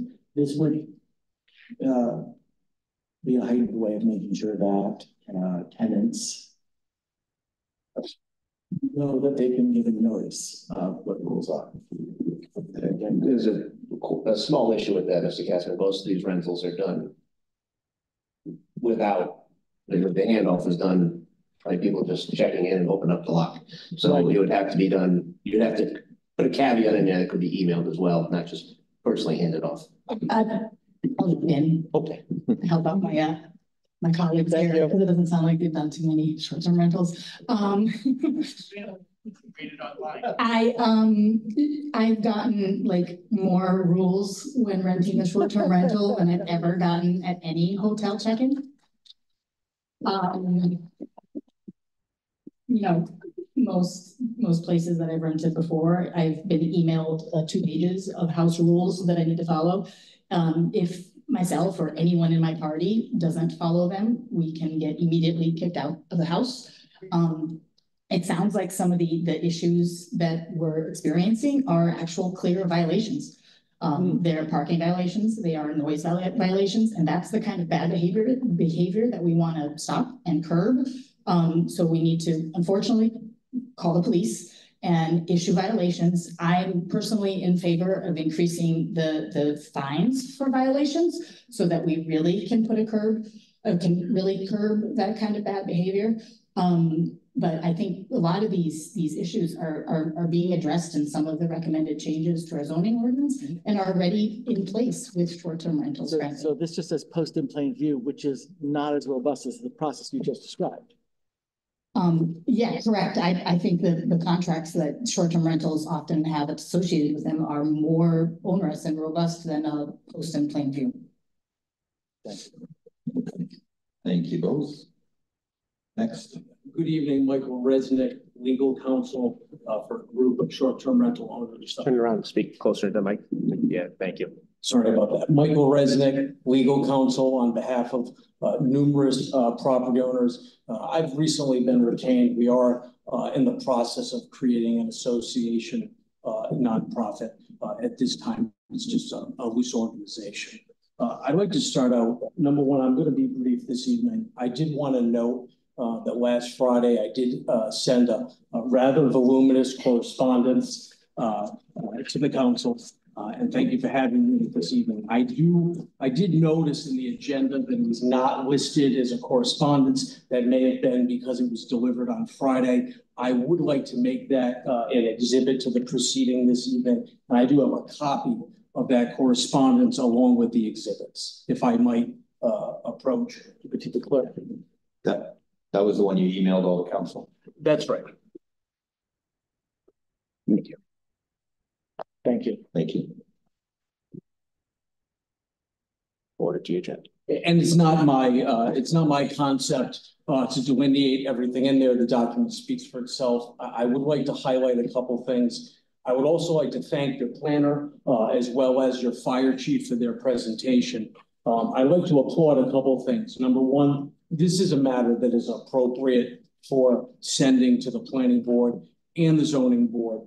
As we all know, with respect to text changes to ordinance, particularly use tables and the like, it is often the course that there's a referral to the planning board and the zoning board. I applaud that. I'd also like to note, as your planner said, the state of land use law in Rhode Island is in flux. As a land use practitioner that primarily represents developers, we are scrambling to understand and digest everything that's been changed. In fact, there's many ambiguities. We've been dealing with the same Zoning Enabling Act for about 20, 30 years. Lawyers, judges, staff, we're all very busy understanding these changes. And for that, it's even more appropriate to provide a referral to the planning board and the zoning board, because we are in flux in many ways. And there's some particular items that I'd like to suggest in a moment. The other thing is I'd like to applaud your fire chief for his recitement of his dealings with other officials in other municipalities. Keith Burlingame, who I know very well, longtime attorney for the board. And your fire chief really hit it on the point. And I'd also like to commend Ms. Adler. The concept that renting to 4 different individual owners applies here, that's not the case. Short-term rental is not that type of relationship. And the problem we have here is that, and I say this respectfully, the town council, nor does any town council, have any authority to codify the fire code in any way, shape, or form. And the reality is that it hinges on one ambiguity. What does family mean? And we all know, I come from a small family. I'm an only child. My mother was part of a family of 6. We can do the math really quick. That could be 8 plus 3 college friends that just never grew up, and that equals 11. And I say that in jest, but the reality is this: you can't create a bright line rule for this because it's tenancy by tenancy. This is not the building code. This is based on occupancy, right? So it's very difficult it's impossible for the town council to codify in their ordinance 4 to 16. That's a rooming house. 5, that's a rooming house. You can't codify it because it's case by case, just as your chief said. What the board decides for one house doesn't mean that it's precedent for another. The other thing that's very important to know about a fire code, it's not a registration ordinance. It's not a licensing ordinance. So to take it and to embed it into a registration or a licensing requirement isn't appropriate. It's illegal. There's no enabling legislation. You can't do it in your home rule charter, and there's nothing that provides that. And to answer the question, it's only the General Assembly that can change the application of the National Fire Code. You can go to the board for variances. You can go to the board for relief if you disagree with a local official's determination. That's the path. And that's why I want to be respectful of your chief's position. We're all old enough here to have lived through the station fire. We all understand being conservative, and that may be the case. But the reality is you have an ambiguous provision. It hasn't been codified because they're scared to say what a family is. Because if you say that a family is blood related, you're probably violating the United States Constitution. You're probably violating associational rights associated with the First Amendment. I've heard a lot of talk in other towns, such as Middletown, about owner-occupied. I don't want to get into too much legalese here. That violates the Dormant Commerce Clause of the United States Constitution. And let's not look at Newport too much as exactly what to do here. They're going to be facing litigation soon enough. I represent people in Newport. I represent a 250-person group in Middletown, and I'm here representing a group of people for Portsmouth. So I just want to go very quickly through some things that I think that this council needs to consider. I heard a lot of talk about no retroactivity. It's not in your ordinance, the draft ordinance.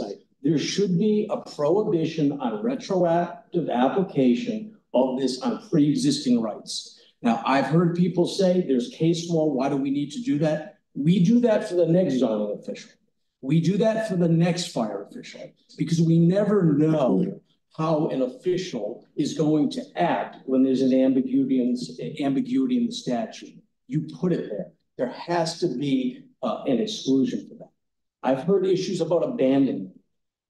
Abandonment has nothing to do with registrations. Abandonment has nothing to do with licenses. The law in Rhode Island is that you abandon a pre-existing non-conforming right if you expressly and unequivocally give it up. So let's be very careful about saying somebody missed 1 year registering or somebody took a couple months off from short-term rental activity. You can't rely on the lack of a registration to say that somebody has unequivocally abandoned a pre-existing use. That's fairly clear in the case law. And I know you'll discuss this with your solicitor. Again, really careful looking at the town council's code and amending it to have fire code aspects. There are parts of what you're doing that's benign. It just says the fire code applies. There are things that are not as benign. Putting 4 to 16, your lodging house, you pay this fee. You don't have authority to do that because it's not a bright line rule. It's based on the tenancy. Is that unworkable? Yes. How do we change that? The General Assembly, which is another good point that goes back to why do we wait? Because 2 days ago, on March 20th, there was a hearing on a potential uniform code for short-term rental in Rhode Island. Another reason to be careful wading into an area that potentially could be occupied by state law. And candidly, while my opinion doesn't matter, there should be uniformity, and the General Assembly does need to see. Just a couple quick things. The process, for instance, about the adjudication of multiple violations. We need more meat there. We need to understand the process. What is the adjudicatory proceeding? What is a violation? We all know what a building code violation is. We know what a fire code violation is. I do not know what a property maintenance violation is. I do not know what a sanitary violation is. When it comes to that enforcement provision, it really needs some more specificity to protect due process rights, because there is a right to have a hearing and understand the basis for determination. Another quick item, the fines. We all know in our Zoning Enabling Act, it's limited to $500. There's a reason for that. It's called the Sixth Amendment. It's a jury right. And what happens is when you start getting too draconian or too high with the penalties, and I'll just give an example, and I know this is a draft, so I'm not trying to be overly adversarial, $800. Well, when you start multiplying, say, for 3 days of being in violation or 5 days, and you climb up to $4 grand, if you ask solicitors throughout this state, when they're going after a property owner for a zoning violation and you start talking about serious money, they don't do it through their local board. They file in the Superior Court because at a certain point, your right to a jury attaches. It's the Sixth Amendment. It's not just our Constitution, it's the United States Constitution. So my example is, if you think that you're going to levy a $5,000, $10,000 fine against a property owner through a municipal board, that will be subject to an appeal, and it may well be a successful appeal because everybody has a right to be judged by their peers. And that's fairly unequivocal as well. The other thing that I just have to say is, and I said this to Middleton, and in fact, I believe that their conflict counsel solicitor kind of echoed the same thing. Your present ordinance is good. It's working. Why are we going to fix it? And I take a look at the Portsmouth statute, and I look at the complaints that have been lodged. I'm lucky enough, my clients, before getting involved, did numerous APRA requests to the town. And the reality is, and you'll give me one moment, it is a little bit dark over here. I just want to read to you the complaints that were received, thank you, pursuant to an APRA request. All right, first year, 2020, 15 complaints. 2021, 8. 2022, 4. 2023, 5. So far in 2024, 1. And I understand it's not the summer season. That's called the tail wagging the dog. There may be a lot of people in opposition here tonight. I don't know. I'm used to the whole crowd being in opposition because I represent developers. But the reality is 5 complaints for 137 registered short-term rentals. I would say that your ordinance is working.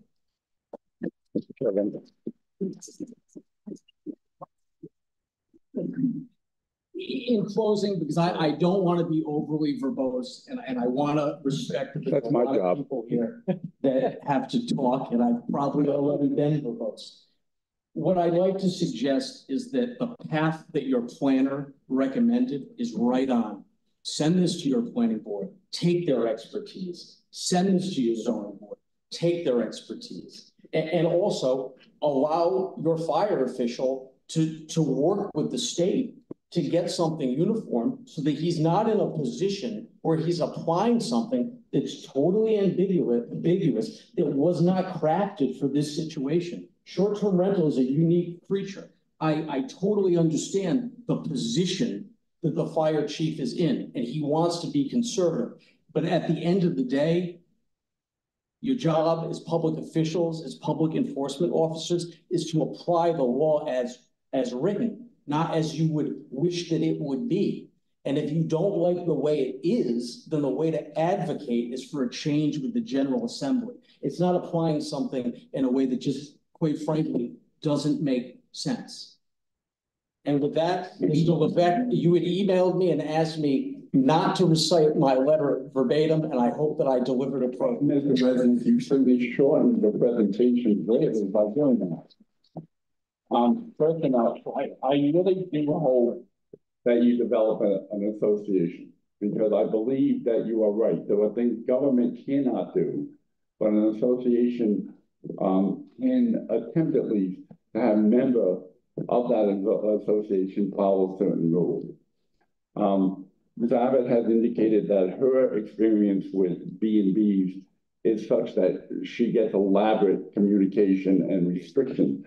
I have been told that is sometimes true, sometimes that is not true. Sometimes, in fact, you are just sent a key, okay? So an association might, in fact, allow for some sort of formalization of the rules that are going to be followed. And the penalty would be if you don't, you are no longer part of the association, then perhaps you could develop some good things that happen. Our fire chief applies the law as best he can see it, but we do not ask him to be conservative. We ask him to protect the people of the town of Portsmouth, and that may mean in certain instances being universal, being expansive, okay?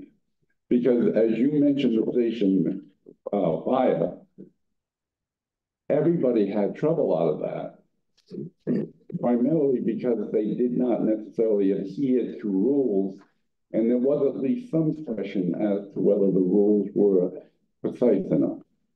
Okay. The gentleman who is sitting to your right, who explained his problem in Portsmouth Park, I don't know if he ever complained to us. I don't know if any number of people. Portsmouth tends to be a fairly insular community. People don't always call up their town council person. I have had people stop me on the street for this one in both pro and con.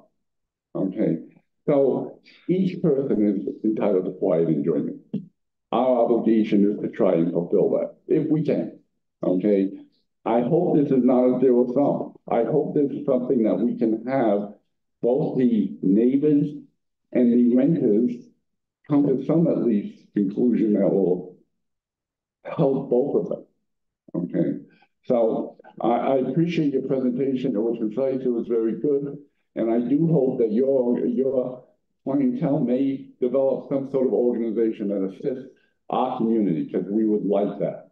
I think it would be of assistance in two manners, Mr. Levesque. One, it would be nice to have a group that could do some of the things you suggested. The other thing, it will make presentations before this town council shorter, because if I represent a group of 80 people, I can probably convince them to stand down and let me do the communicating. But with that, I very much, just one thing I did want to just say. We consider this to be, this is a legislative process. This isn't adversarial. I'm in court every morning. That's not what this is. We want to make a better statute, something that is enforceable. And that's what this is. It's a workshop. It's an opportunity to do that. No one's saying what you did. Why did you come up with that? These types of things. We understand the genesis of it. I'm looking at it through a legal prism, and that's what this is all about. There's one thing that I can't help myself. I have to comment on. The $1 million insurance policy on the property. Here's the problem. Number one, I have to tell you, I don't think that there's any insurance company in the United States that will do that, because the town of Portsmouth doesn't have an interest in the property that's insured. So a mortgagor, sure. A line of credit, a bank, those types of things, those types of interests, certainly. I don't believe that the town of Portsmouth can be an additional insured on a policy where they've got no interest in the property. So I caution you, because you may be creating something that is a de facto complete ban on short-term rentals in Portsmouth. And when you look at a statute, it's on its face, but it's also is applied. So if the application of that means there's an all-out ban, there is a big problem. The second thing, and I say this with respect, municipalities, all their power flows from the General Assembly or your home rule charter. There's nothing that authorizes that. So I just want to be careful with that. I understand the basis of it, but I think it's setting up a situation for failure for everyone. I've tried to do it. You can't get insurance if you don't own it or you don't have an interest. I just want, you're in the town of Portsmouth. We are based on the charter of 1636. 38. I'm sorry, I gotta get creative. So that means we predate the state of Rhode Island, and all of our rules can be enforced. That's back to the sovereign, back to the king. That's it. You and I could get in a good academic rabbit hole on that, I'm sure. Thank you, sir. Thank you, Mr. President. Just really quick, thank you for your remarks, Mr. President. I wasn't going to get into the insurance thing, but just really succinctly, in my own work, I enter into contracts that require being a named additional insured, even though our liability is minuscule. But I agree that I think the town's liability or the town's involvement is non-existent. And so that specific provision, I think, is something that we probably won't move forward, but we'll look to the planning board to get back to us on that. What I really wanted to talk about is you raised two issues. One is about the small number of complaints. Many people walk next door and talk to folks. Sometimes issues get resolved, sometimes they don't, but they try to resolve it like good neighbors. And so those may never make our statistics of complaints made. Enforcement has to be, and I'm sorry to have to put it all on everyone, but enforcement has to be a community issue. Maybe they're being too loud, so you say, please come quiet it down. But what doesn't help is making a complaint the next day. Police have to show up when the offense is ongoing. So if it's an occupancy issue, that's different, but if it's noise,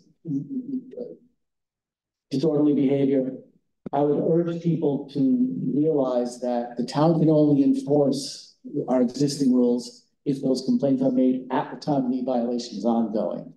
The last point is, you mentioned legislative action being needed or key. Earlier, I thanked town staff, I thanked the people. I'd also like to thank our area legislators who are here tonight, Senator Uchifuza, Representatives McGaugh and Corcoran.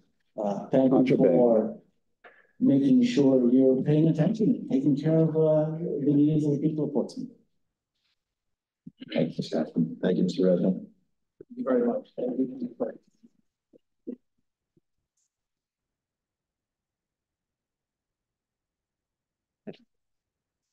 Good evening, council members, and those in attendance tonight. My name is Bill Brown. I'm a Portsmouth resident. I live together with my wife, Carol, in a 3-bedroom house. The house is our primary residence, and we're located on Gould Ave down in Island Park. Please know, as a Portsmouth resident, I am all for the guidelines. Parking guidelines are important, septic guidelines are important, fire and building inspections are important, and I commend Mark Reimels and Matthew Kent as they've visited my properties over the last 4 years. They've both proven to be timely and professional, and I'm all for that. And I will address the council as a group in its entirety, because until tonight, I had no idea what your stances were on this. So it's nice to hear you. But I am compelled to be present here tonight, as are many others, to speak in defense of my primary residence. And my home is in an R10 zone, and I'm here to defend my rights as a property owner. I also want to speak in defense of short-term rentals, both as an STR host and as a local representative for STRs. I find that the council's initial threat to vote tonight and adopt this proposal immediately, that's totally unacceptable. My presence here tonight has put an imposition on my schedule. Preparing for this has taken some effort. And to throw that out there, that you're going to vote tonight and then adopt it immediately, not acceptable. First, I want to reference section 314.12 prohibitions. No. A1 reads, short-term rentals shall be prohibited in rental R10 zones. As a homeowner and resident, please know I'm totally opposed. This proposal is completely inequitable. It's targeting. It infringes on my rights as a homeowner to rent my house to whomever I want and whenever I want. Please note, just as I'm opposed to this council,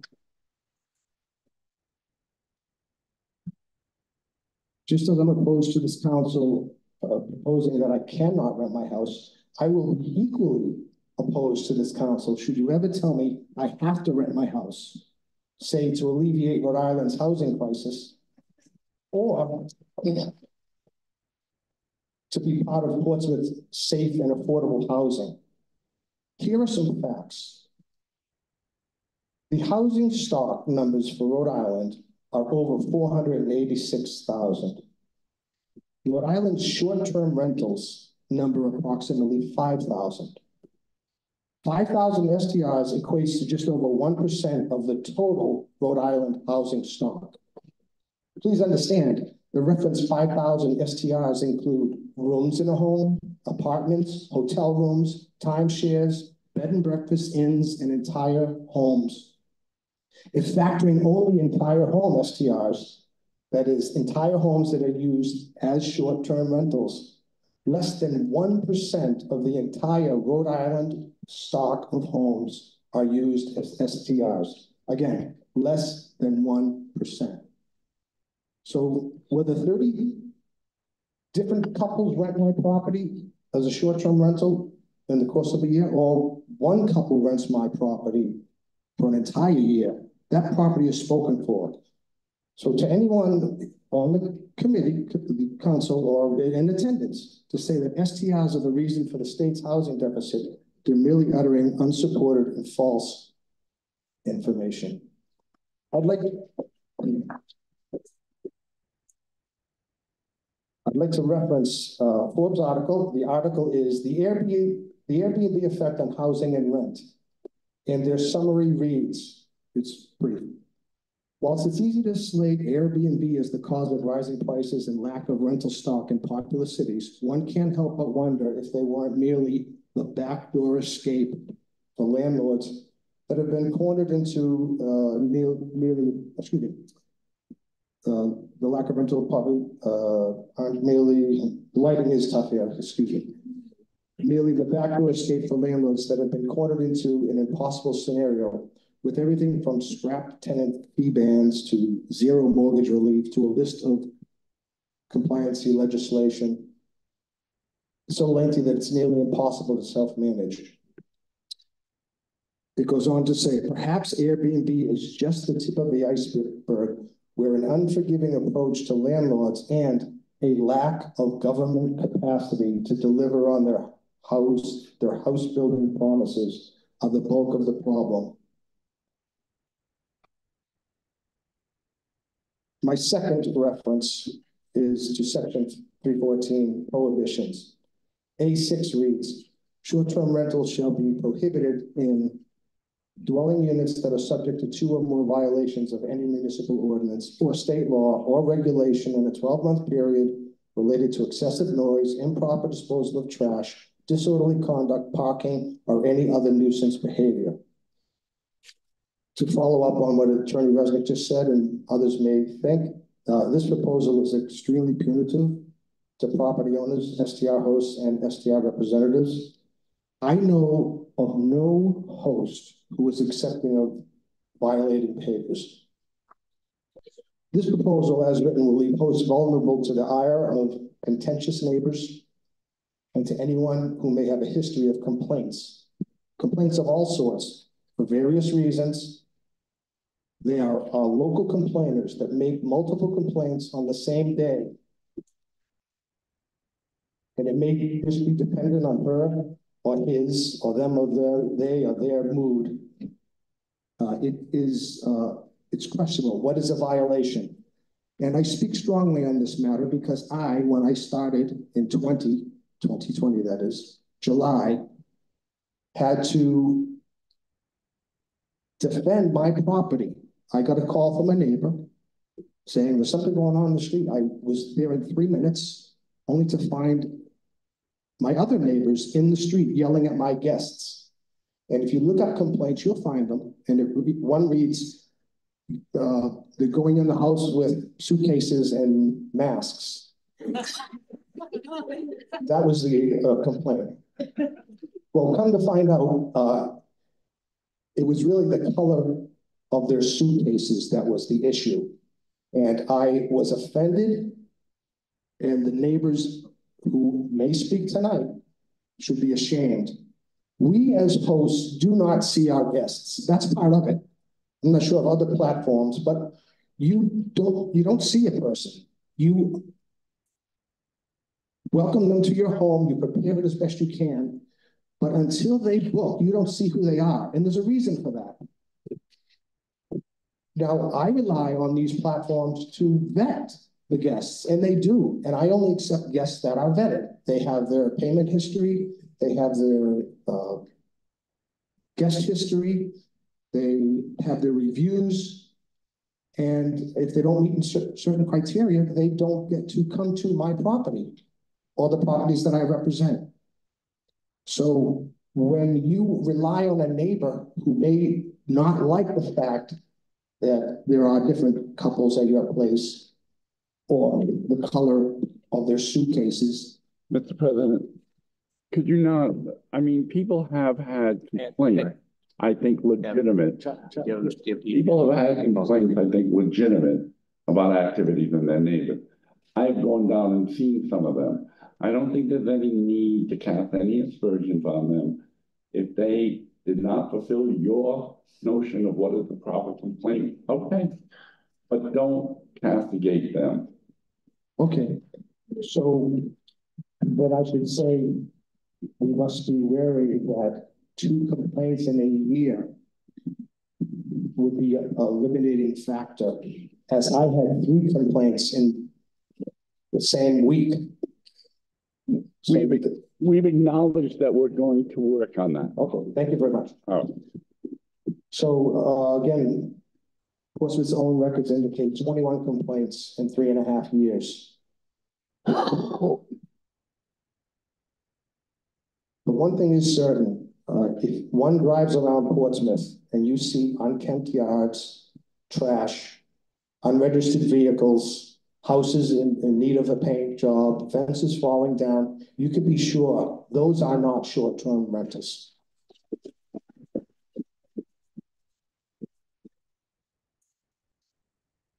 On the contrary, people that are welcoming guests from around the world, and they are from around the world, are preparing their properties as best they can. There are guidelines. There are chances to rate the guests, and the guests rate the host as well. And it's back and forth, and that's what keeps it going. So I am worried about a neighbor who is not happy that you are renting your property to start making calls and to ask other neighbors to make calls. Yet there's really no guide as to what is a violation. And lastly, I'd like to say that my guests, our guests, the guests that I host, and for those properties that I represent, they are not just vacationers. There are nurses, there are doctors, there are people that are here taking care of their parents. I had a person coming into town, needed a place to stay. The parent was undergoing some needed care. We've had sailors, we've had workers, we've had parents who are going to the parent night at Roger Williams, people going to weddings at the Blythe, and we are accommodating many, many people from all over the place. So to those who say that, you know, Fall River is renting houses and having parties, I feel very badly for you. But you can't make a blanket statement to the town and say, okay, our 10 properties, you can't rent anymore. That must be unconstitutional. My guests are well cared for. The properties are well cared for. And I'm sorry that I can't appease every neighbor, but I do my best. And the people that come give very good reviews, and I welcome them. And I'll do my best to solve this problem. But I do have rights as a property owner. Thank you. Thank you. Thank you. Thank you.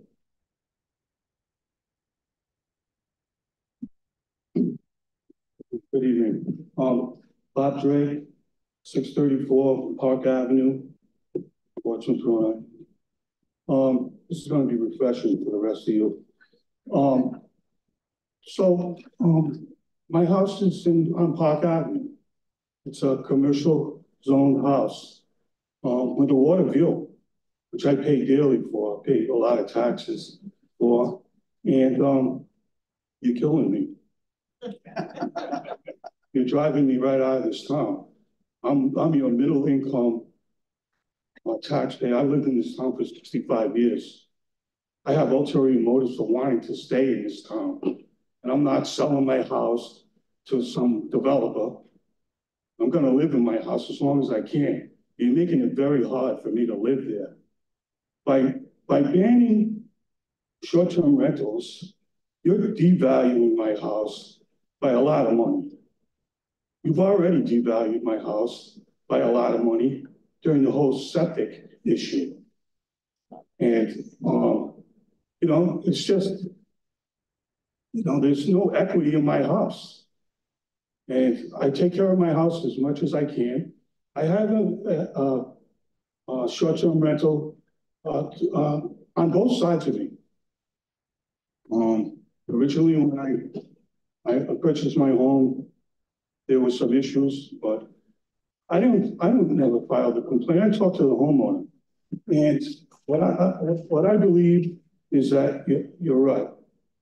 Strengthen the ordinance that you have now.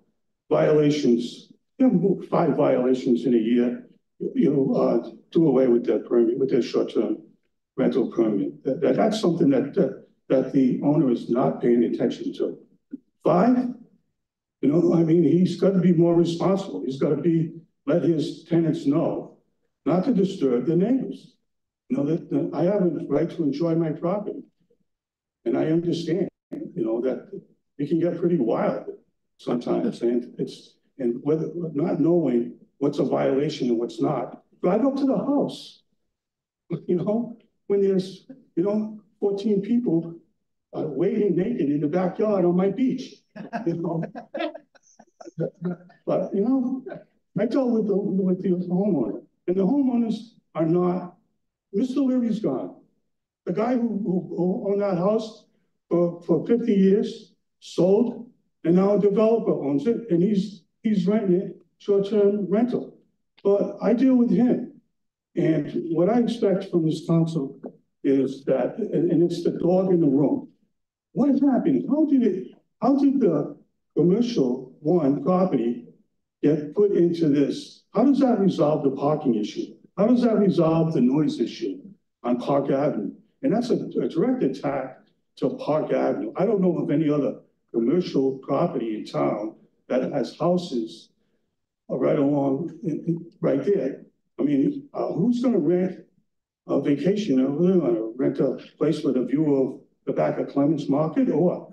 You know, I mean, don't bring up. That's why I'm saying this will devalue my house by a lot, and it's already been devalued, and I'm having trouble just hanging on to the house. And I'm not the kind of person that wants to sell and go someplace else. So what I would wish you to do is to strengthen the ordinance that you have right now, increase the violations, and you do that.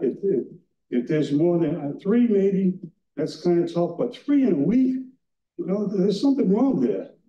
You know, that's the time for the owner to step in and say, you know, maybe I should have explained to you better. And there's no consequences for that. 5 in a year, you lose your short-term rental permit. And that's all I got to say in reference to Mr. Fitzsimmons. I wanted to make it as short as possible. I'm not a lawyer. I don't represent anybody. I'm a taxpayer in the town of Portsmouth for 65 years. Thank you. Thank you, Mr. Drake. Bob, you had naked people behind your house and you didn't call me? Come on, buddy. How long have we known each other? Should have been here the day they threw the keg off the top of it. All right, let's move on. Let's move on. Thank you very much. Thank you. Take care, Bob. Thank you, Mr. Brady. Larry Fitzmaurice, 50 Kristen Court. Thank you, Mr. President. In 2018, the PCC and some allies are the ones who advocated for this ordinance. And I'd like to confirm some of the numbers I've heard tonight. That we have, as far as we can tell, of course, 137 short-term rentals in the town. Is that correct? Town registered rentals. Yeah. Physical. That's fair. I'm saying. Yeah. Registered. Yeah. Is that 137? Yes. And we've had a total of 21 complaints, formal complaints come into the town. This year? I mean. No, altogether. Maybe altogether. We had 137 registered for the year 2023. It's hard to count for this current year. Yeah. Could I just ask for one clarification? Because and I'm not sure, but on the frequently asked questions, we have that number of 137, but then it also says the Department of Business Regulation, there are 151 for 2023.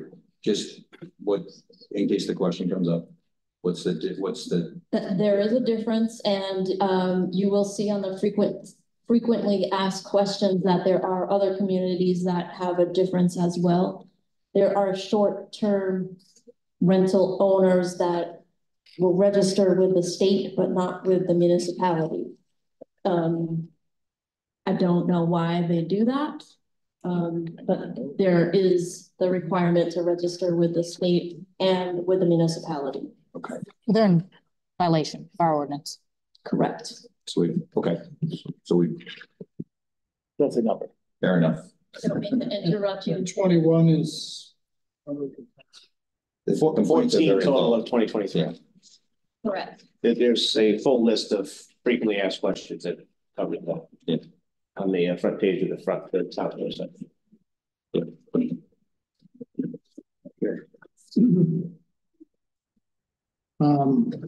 Have any of these complaints resulted in fines levied? Not some other time. All on the frequently asked. I think it's a relevant question. Yeah, no, I don't know. That's also an answer to the frequently asked questions. There has never been an issued fine. There have been no fines issued to date. Town staff has taken the business-friendly approach in trying to work with the residents who have STRs, host compliance in conjunction with town staff. Issues a notice of violation followed by a second notice of violation that those who consent to unregistered STRs to date 66% compliance rate with written letters. Again. I think yeah. The reason I'm asking the questions is in order to evaluate the performance of the ordinance to date, we need to know some of the data. Yeah, I just wanted to ask the questions. Sure. We don't, the Portsmouth Concerned Citizens doesn't have a lot of heartburn about what we see in this ordinance. I think it's clear from the comments from Chief Ford and others that we may have some work to do in terms of defining what's actually going to be required by the Assembly and the state government in general. So, having said that, one of the things I'd like to advocate for here is a separate category for people who are resident owners in these short-term rentals. In other words, they're in the house they own and they're resident there and they're renting out homes. They're renting out bedrooms, presumably, in their home. I think that that's a category that is probably easier to tolerate in a town in terms of maintenance requirements and all that kind of stuff. But I'd like to see a reduced level of fees. No. If I may, our existing ordinance has, well, perhaps that's about 314-2, the provisions apply to all rental dwelling units in the town except hotels, motels, community residences, and the rental of rooms in an owner occupied dwelling. That portion is removed in our revised, what's on the table for discussion right now, right? That is correct, and it was not meant to be. Ah, okay. Then I'd like to see a motion from council to replace that No, But it, I in mean, the record before we proceed. we've already said we're referring it to the planning board. We're not gonna do piecemeal Mr. Levesque, assessment. need to use a microphone, but just for the record, the only thing that was on the table tonight was a review and a public hearing and to forward this to the planning board, zoning board for review. There was not going to be an up and down vote to put this into law tonight. All right. It was never, Then I'd like to never see, put forth, and I don't know where that information came from. I presume that we all have good faith here that it will be put in a return to the ordinance, and thank you. Well, Mr. Fitzmaurice, according to your letters, you shouldn't have good faith in us. all right, let's go. Let's move. Unless you will be. Hot topic here. Thank you, Mr. Chairman.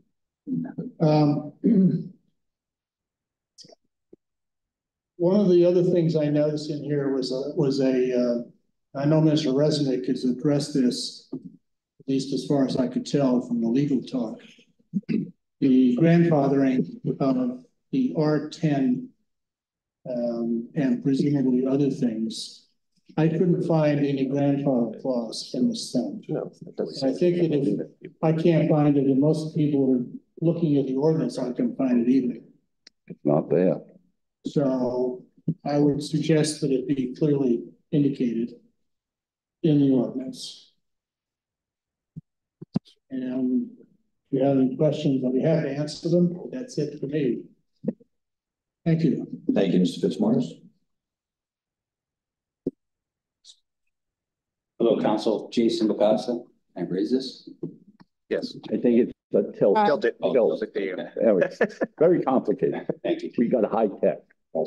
105 Cottage Ave and 221 Riverside Street as well.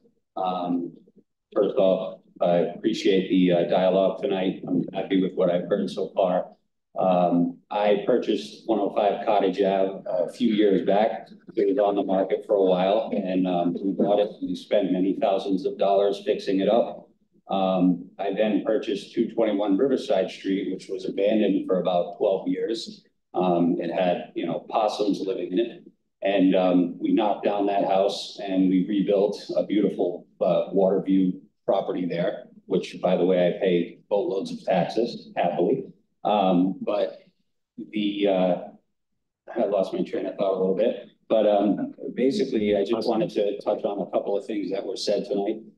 When we requested the complaint data from the town, it took about a week to get to us. And during that time, I was anticipating, seeing a bunch of complaints, 50, 100, 150, based on the number of short-term rentals that were in town.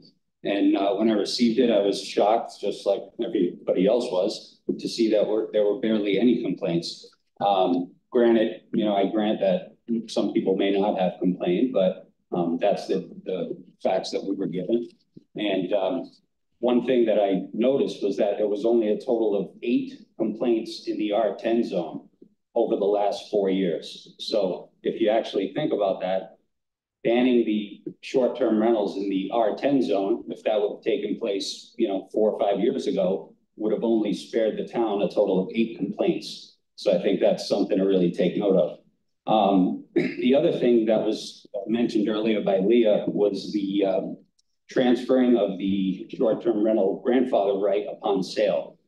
I think that's going to be very important, and I think consider that if this did in fact take place. Hopefully it doesn't, but if it did, that needs to be really thought out, because a lot of us invest money to be able to one day offload perhaps, and that's a big part of it.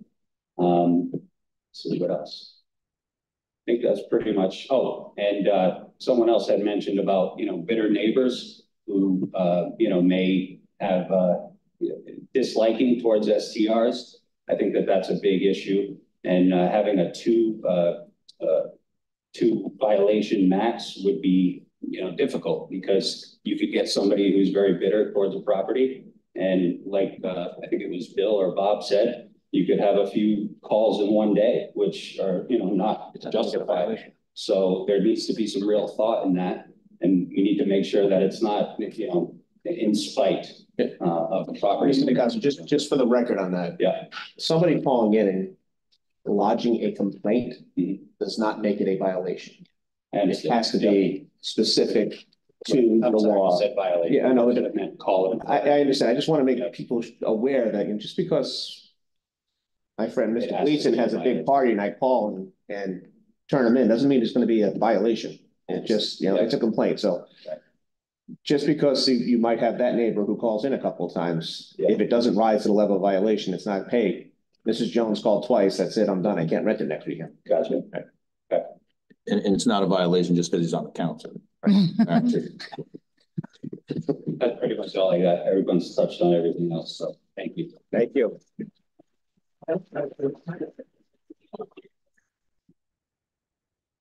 My name's Mary Nordby, 53 Gormley Avenue.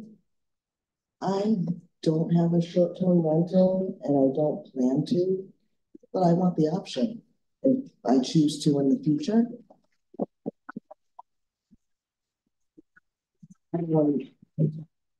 About the 2 violation limit, I was wondering, does that mean their privilege to have an STR is revoked indefinitely, or is there an option to say after 6 months you can reapply, or after a year you could reapply? I just think that would be more reasonable than saying it's off the table forever.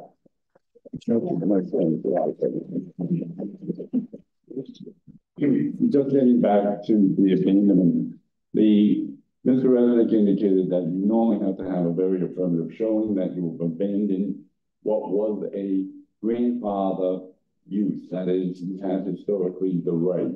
There has been a suggestion that that right might go away upon transfer.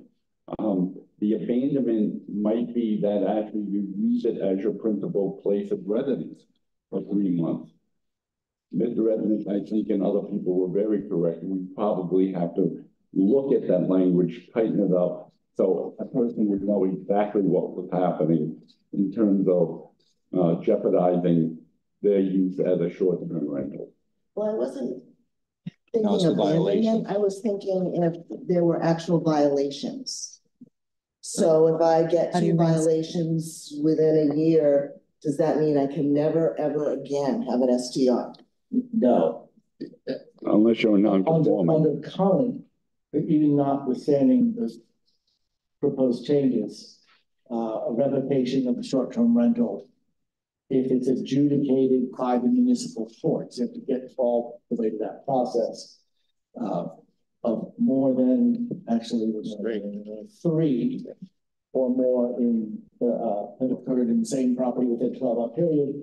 No new permit shall be issued for the same property for a period of 12 months. Okay, that was my question. It was unclear to me whether it was, you know, a revocation.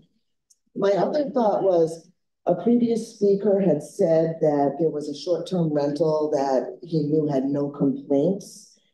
And I'm thinking people who have STRs want to keep them. So perhaps they'd be willing to answer some sort of survey telling how they manage them, what they're doing right, so we can find out what's working.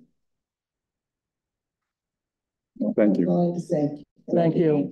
Thank you very much.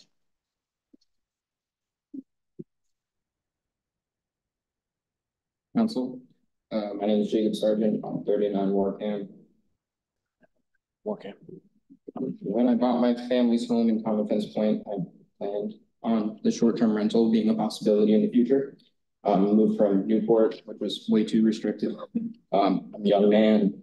I don't have a family, but in 30 years, when all of my children have flown the coop, I would love to go on a 2-week vacation and rent my house to someone with a young family, right? To fund my vacation to France. Yeah, using my home as a short-term rental would bring in enough money for that. A decision today, and not today, in the future to shut the door on my future filing dreams for a short-term rental is gonna prevent that future dream vacation, right? My hope is that if the grandmother across the street from me tomorrow wants to go on her dream vacation, you're not gonna shut the door on her to rent out to a lovely young family to fund her dream vacation, yeah? So I know it's 30 years for me, but it's 6 months for her, yeah? So bad behavior from my peers should not block my future. Thank you. Thank you.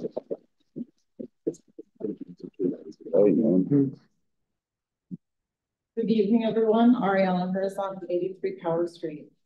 I'm very pleased to hear that today really has been a dialogue. I think a lot of people in this room were worried that it was going to be more like a battle.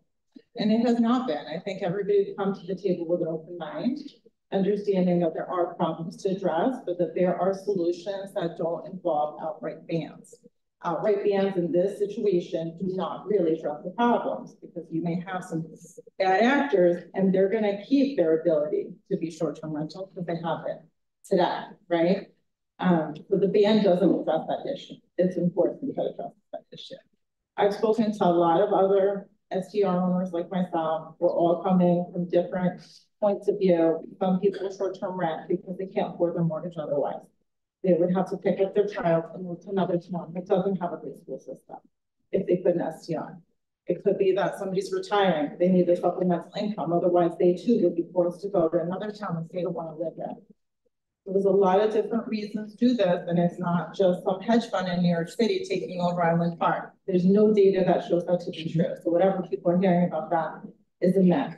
One thing that really hasn't been talked about, I was hoping some people will come to the meeting today and talk about it, and I think we'll hear about it more over time, is the benefit it brings to the town in the form of business revenue. There are numerous businesses that don't exist without summer renters coming into town, and others that huge spike in their revenue as a result of renters. Families like mine coming in to rent, enjoying a wedding, enjoying a beach vacation, just bonding in a house and relaxing together. And then they go to the North End Pizzeria. And then they go to Clements, right?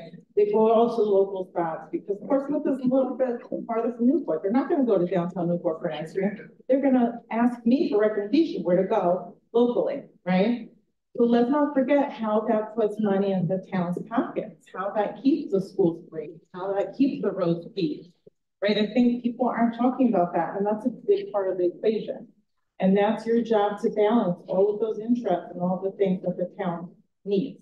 And it absolutely involves punishing the bad actors in a way that also protects their rights. I've been part of a movement to get people really just informed about what's happening so that we can be at meetings like this, expressing our opinions and our concerns, and also our appreciation for the work that's being done very thoughtfully here. I know there's been several comments about a nonprofit, about HOAs, different ways that we can kind of police ourselves and help the rules be stronger. Take whatever work you guys do as council members and make it that much more meaningful to the FDR owners. I'm happy to lead the charge on that. Mr. Resnick has led the charge on that with Middletown. We're learning from Middletown. We're going to figure out pretty quickly how to do that and to be partners in making this work, coming up with reasonable regulations that protect everybody. So thank you. Thank you. Thank you.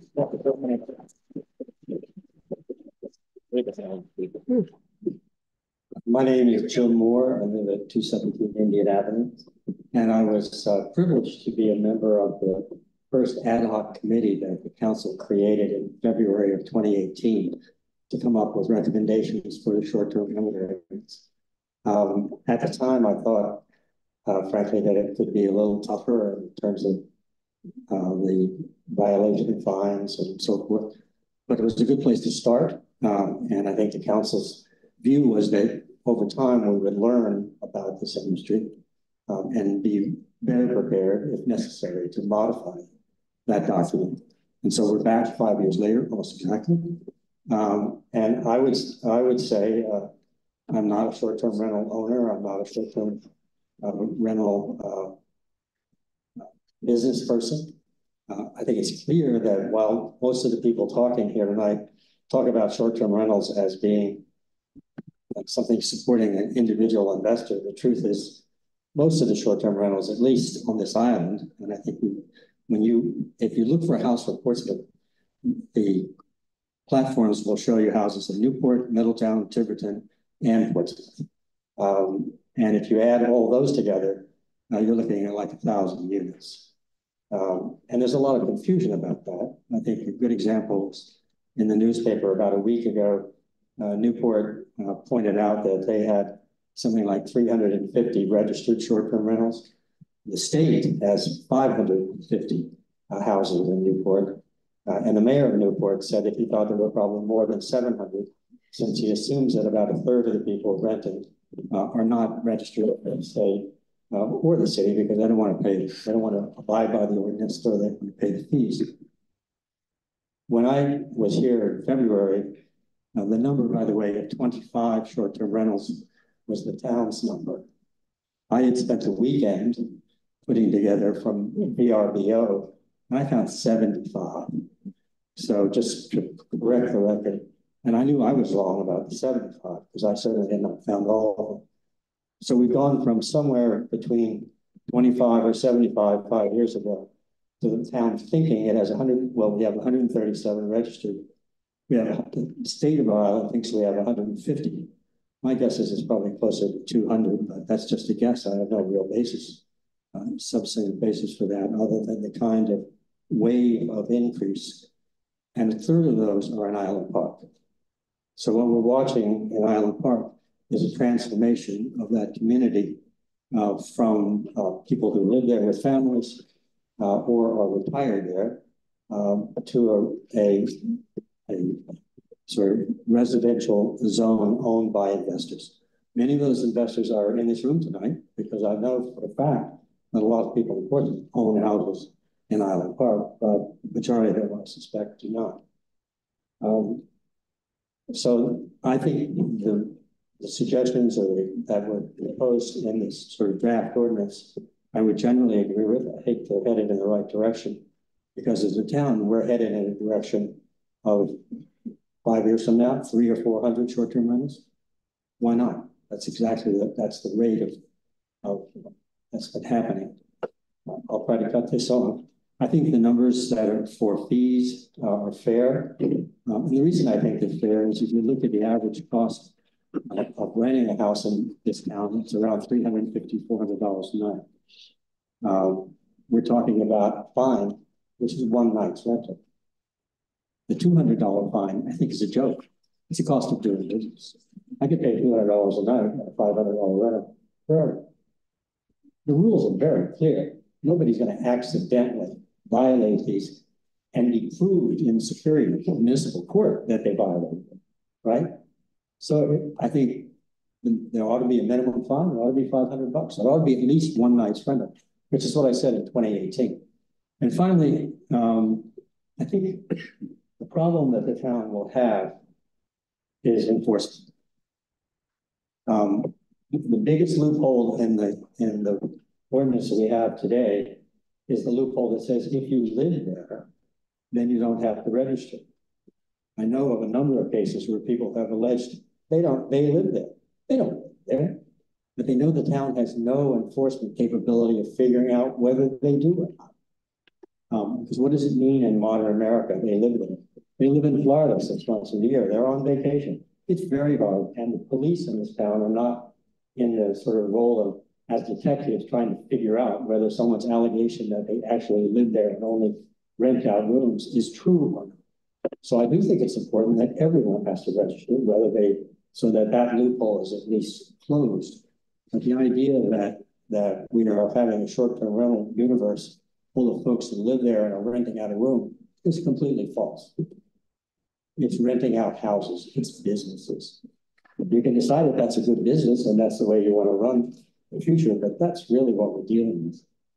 They're businesses. So that's the part that that's not part of an ordinance, but it concerns me the most, actually, is we've shown an inability, I think, to enforce our existing ordinance. And it's not clear. The police don't want to do it. The zoning officer doesn't have the ability to do it. So I think the town council, if we're gonna go forward with this ordinance or whatever we end up with, and I support the ordinance as written, basically. We need to very clearly figure out how it's going to be enforced, because otherwise it will simply be ignored, which is pretty much what happens today. Thank you. Thank you. Thank you. Have a drink.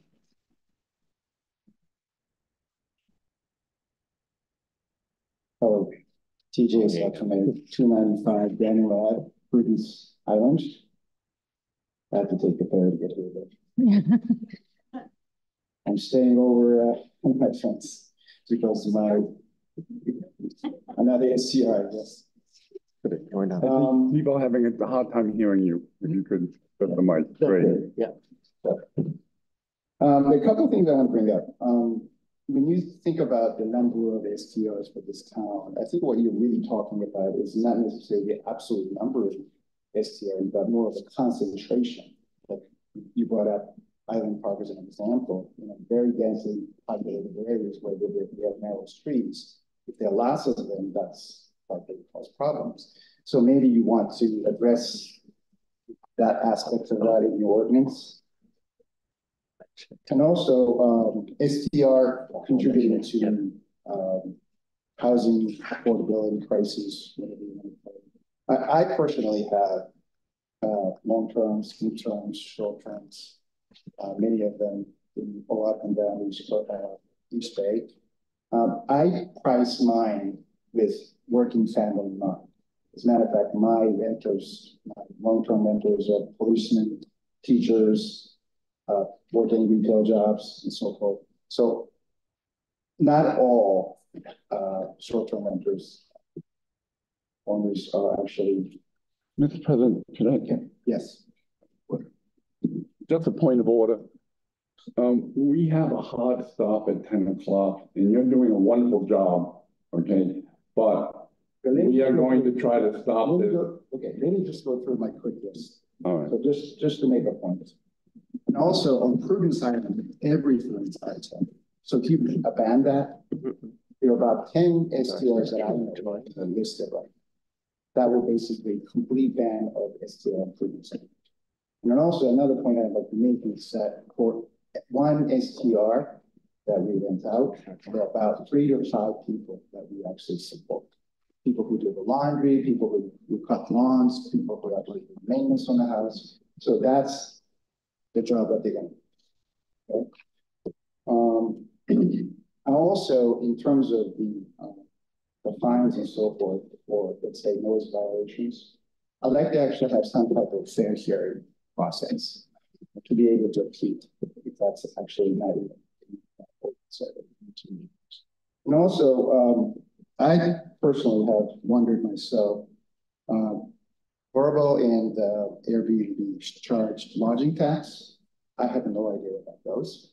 So perhaps, the council may want to inquire where is that actually going, and maybe appeal to General Assembly and say, hey, give me some of that money for enforcement or improvements or whatever, or allocation of certain houses. So for the record, the town gets 1% back of the lodging tax, and so last year was 17,000 something.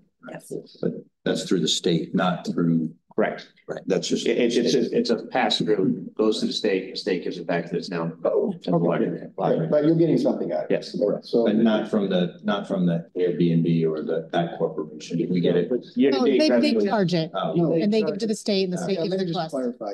As an STR owner, we get charged for the lodging tax, and that goes to the state. Yeah. And then the state in turn returns it to the town, a 1%. We get it from the state. And it was $17,059 as of a couple weeks ago.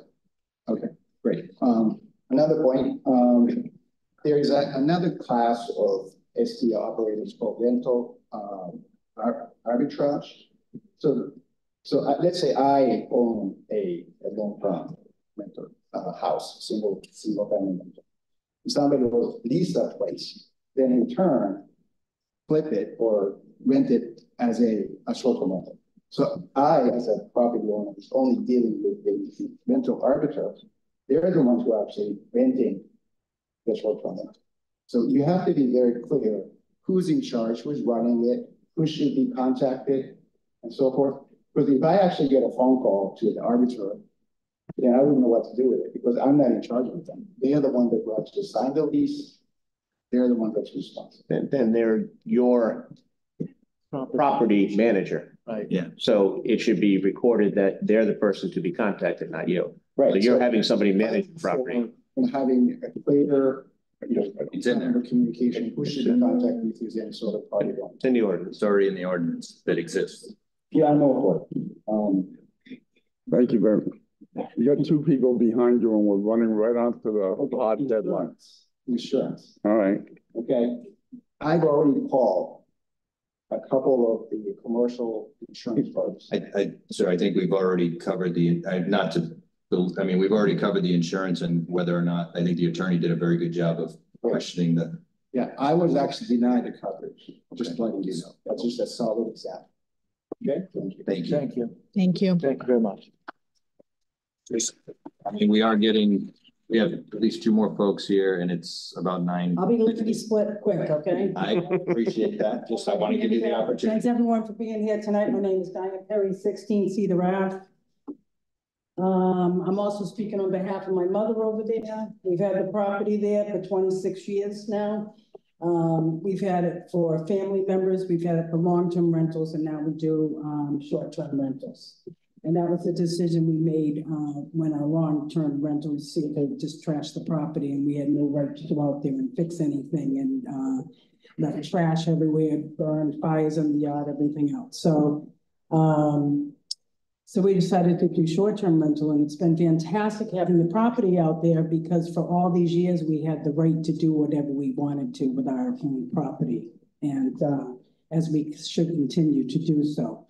It also gives us the opportunity, because we still like to go out and enjoy the property ourselves, as to blocking off times from people renting it. So we as a family can still go out there and enjoy it and the water views and go out kayaking on the cold and everything that you should be able to do with your property. We've had fantastic rentals. I have people that come back from all over the world, and as much as we only do it a few years, because people love Island Park and the area and the walkability to restaurants. They give so much money to the influx of the economy on Island Park and all of Portsmouth. So I'm glad this was an open forum. I'm so glad that it surprised me, like other people said. Thank you very much. And I hope you're all going to discuss this, and we're going to get to have another public hearing before you decide to vote on anything once again. Thanks for your time. And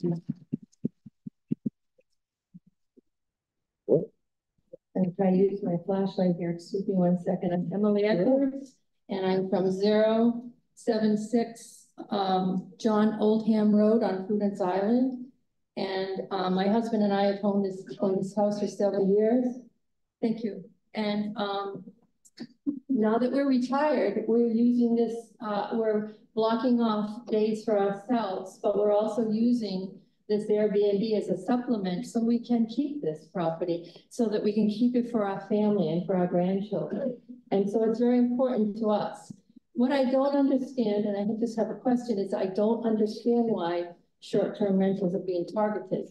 You have violations with domestic violence in homes, you have them in rentals. I don't understand why short-term rentals are being, I'm sure these same neighbors have people who live there long-term without renting it, have these problems and violations. So I don't understand why we're being targeted, number one. Number two, I'll try to be quick here, although it can't be long. We're very, very meticulous at who rents.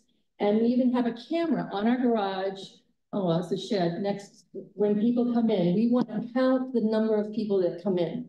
And we want to make sure our house, because we've invested money in our home and we're paying a high mortgage for it.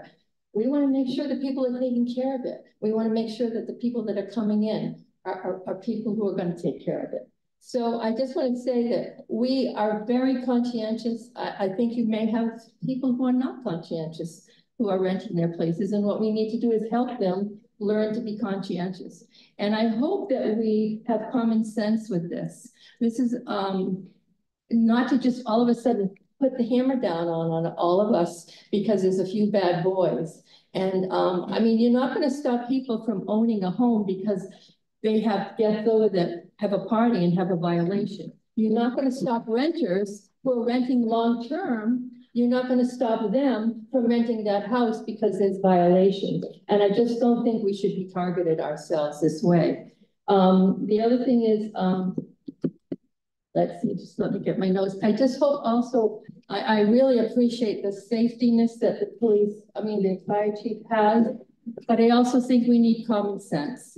And if you have long-term rentals, you're not going to require a first family. You're not going to require that person who owns the property to put in sprinklers. They're long-term rentals. And I want to say that my short-term rentals are much more conscientious than my long-term. I have gotten to the point where I won't even rent a house for a month because the longer somebody's there, the more relaxed they are and the less better they take care of your home. So being a short-term rental it's actually people are taking better care of your home for that 1 week.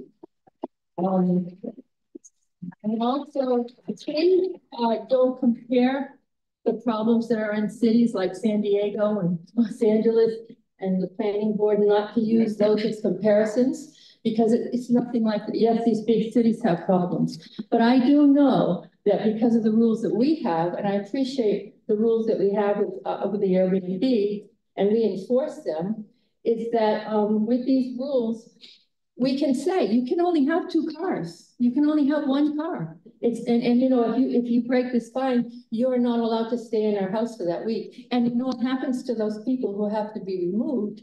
They don't get their money back. They may pay $2,000, $3,000, $4,000 for that week, but if they make a violation to me, I ask them to leave and they don't get their money back. So I mean, I think we can get together. I think we can be common sense with this. I think it's very important that we respect our neighbors. And it's not just a money thing. Some of us have it for supplemental income. And you know what? Someone said something about it being a business. Well, I want to tell you, I couldn't live on my Airbnb for my sustaining my all of my finances. It's just a supplement. It's not making a living for me. So anyway, I also wanted to say I'm from a family of 8. I have 7 siblings. I have a son with 4 children. I don't know how you're going to say one family can be in there when I've got 8 siblings with each spouses. Do you know what I'm saying? I mean, how do you define that? A family. Not all families are just a family of 3. But I do think that to have limitations, I do think to have rules, I do think to have an organization, association, I volunteer to be part of it, to have sensible rules for people who have Airbnbs. I think you want it for your own investment. But anyway, thank you. I won't take any more time. Thank you.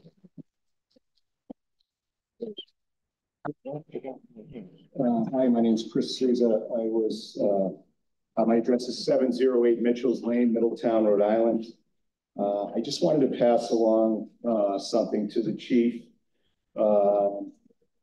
First of all, I'm a patriot. I love my country. And I was raised to support fire department, law enforcement. They have the hardest jobs in the world. And they don't get rich doing it. This was an article pulled from the NFPA Journal, which is the National Fire Protection Association. I believe the chief referred to them. He also referred to a gentleman named Keith Burlingame, who is is he the executive of the fire board? Of the fire review panel. So he's part of the fire review panel, and I believe you're going to be speaking to him. I just wanted to pass along some quotes from him from an article written. All right, thank you. I mean, how does that relate to the short-term rental ordinance? I mean, I think, and it's just getting late, and I'm not sure. 30 seconds to read it into the record. No, it needs to be read into the record. I think the fire chief has already stated that they're still going to have a meeting, and we're going to get. For allowing me to speak. I appreciate it. It's not rude. I think what it is the fire chief, we're already going to get confirmation from the fire department and in a meeting that's gonna be held. These quotes and I'll stuff, give this to you after the meeting. Thank you. I don't think are relevant to what we're gonna be doing tonight.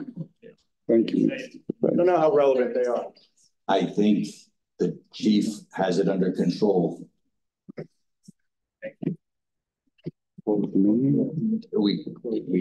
We can close the public hearing. All right, a motion? I move that we close the public hearing. Seconded. We have a motion and a second to close the public hearing. All those in favor? Aye. Opposed? The motion passes. Mr. President, I move that we receive all the correspondence and place them on file. Seconded. Can you check on my? Were we gonna refer this to the? Yeah. I move that we receive all the correspondence and place them on file. And refer the ordinance changes to the planning board with that correspondence. Zoning? This is actually at the wrong point to do that. But I move, going back to the open hearing, that all of the changes in the zoning order, in the hold on. Well, let me see. We close the public hearing. Right. Now we would need a motion to refer the zoning board ordinance to the planning board and zoning board for an advisory opinion. Don't move. Back to the council. Yes. Don't move. Excuse me? Yeah. Under the State Enabling Act, but under the town ordinance, a proposed amendment to the zoning ordinance gets referred to the planning board for an advisory recommendation. Right. The short-term rental does not need to get, and the zoning amendment doesn't get referred to the zoning board. Just the planning board. So we'll refer to the planning board. So just the zoning part of this, which is the R10 prohibition.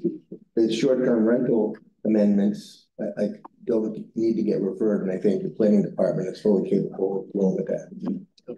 Okay, so the ordinance will be referred to the planning board where applicable. Yes. Which is the R, which is the zoning portion. That's okay. So we have a motion and a second. Yep. All those in favor? Aye. Opposed? Motion passes 7-0. Move that we receive all correspondence and place them on file. Seconded. Motion and a second to place correspondence on file. All those in favor? Aye. Opposed? Motion passes 7-0. Next, we have future meetings. Next one's April 8th at 7 p.m. followed by budget week on April 22nd, April 23rd, and April 25th if needed. Move to adjourn. Seconded. All those in favor? Aye. Opposed? Motion passes 7-0. Thank you all.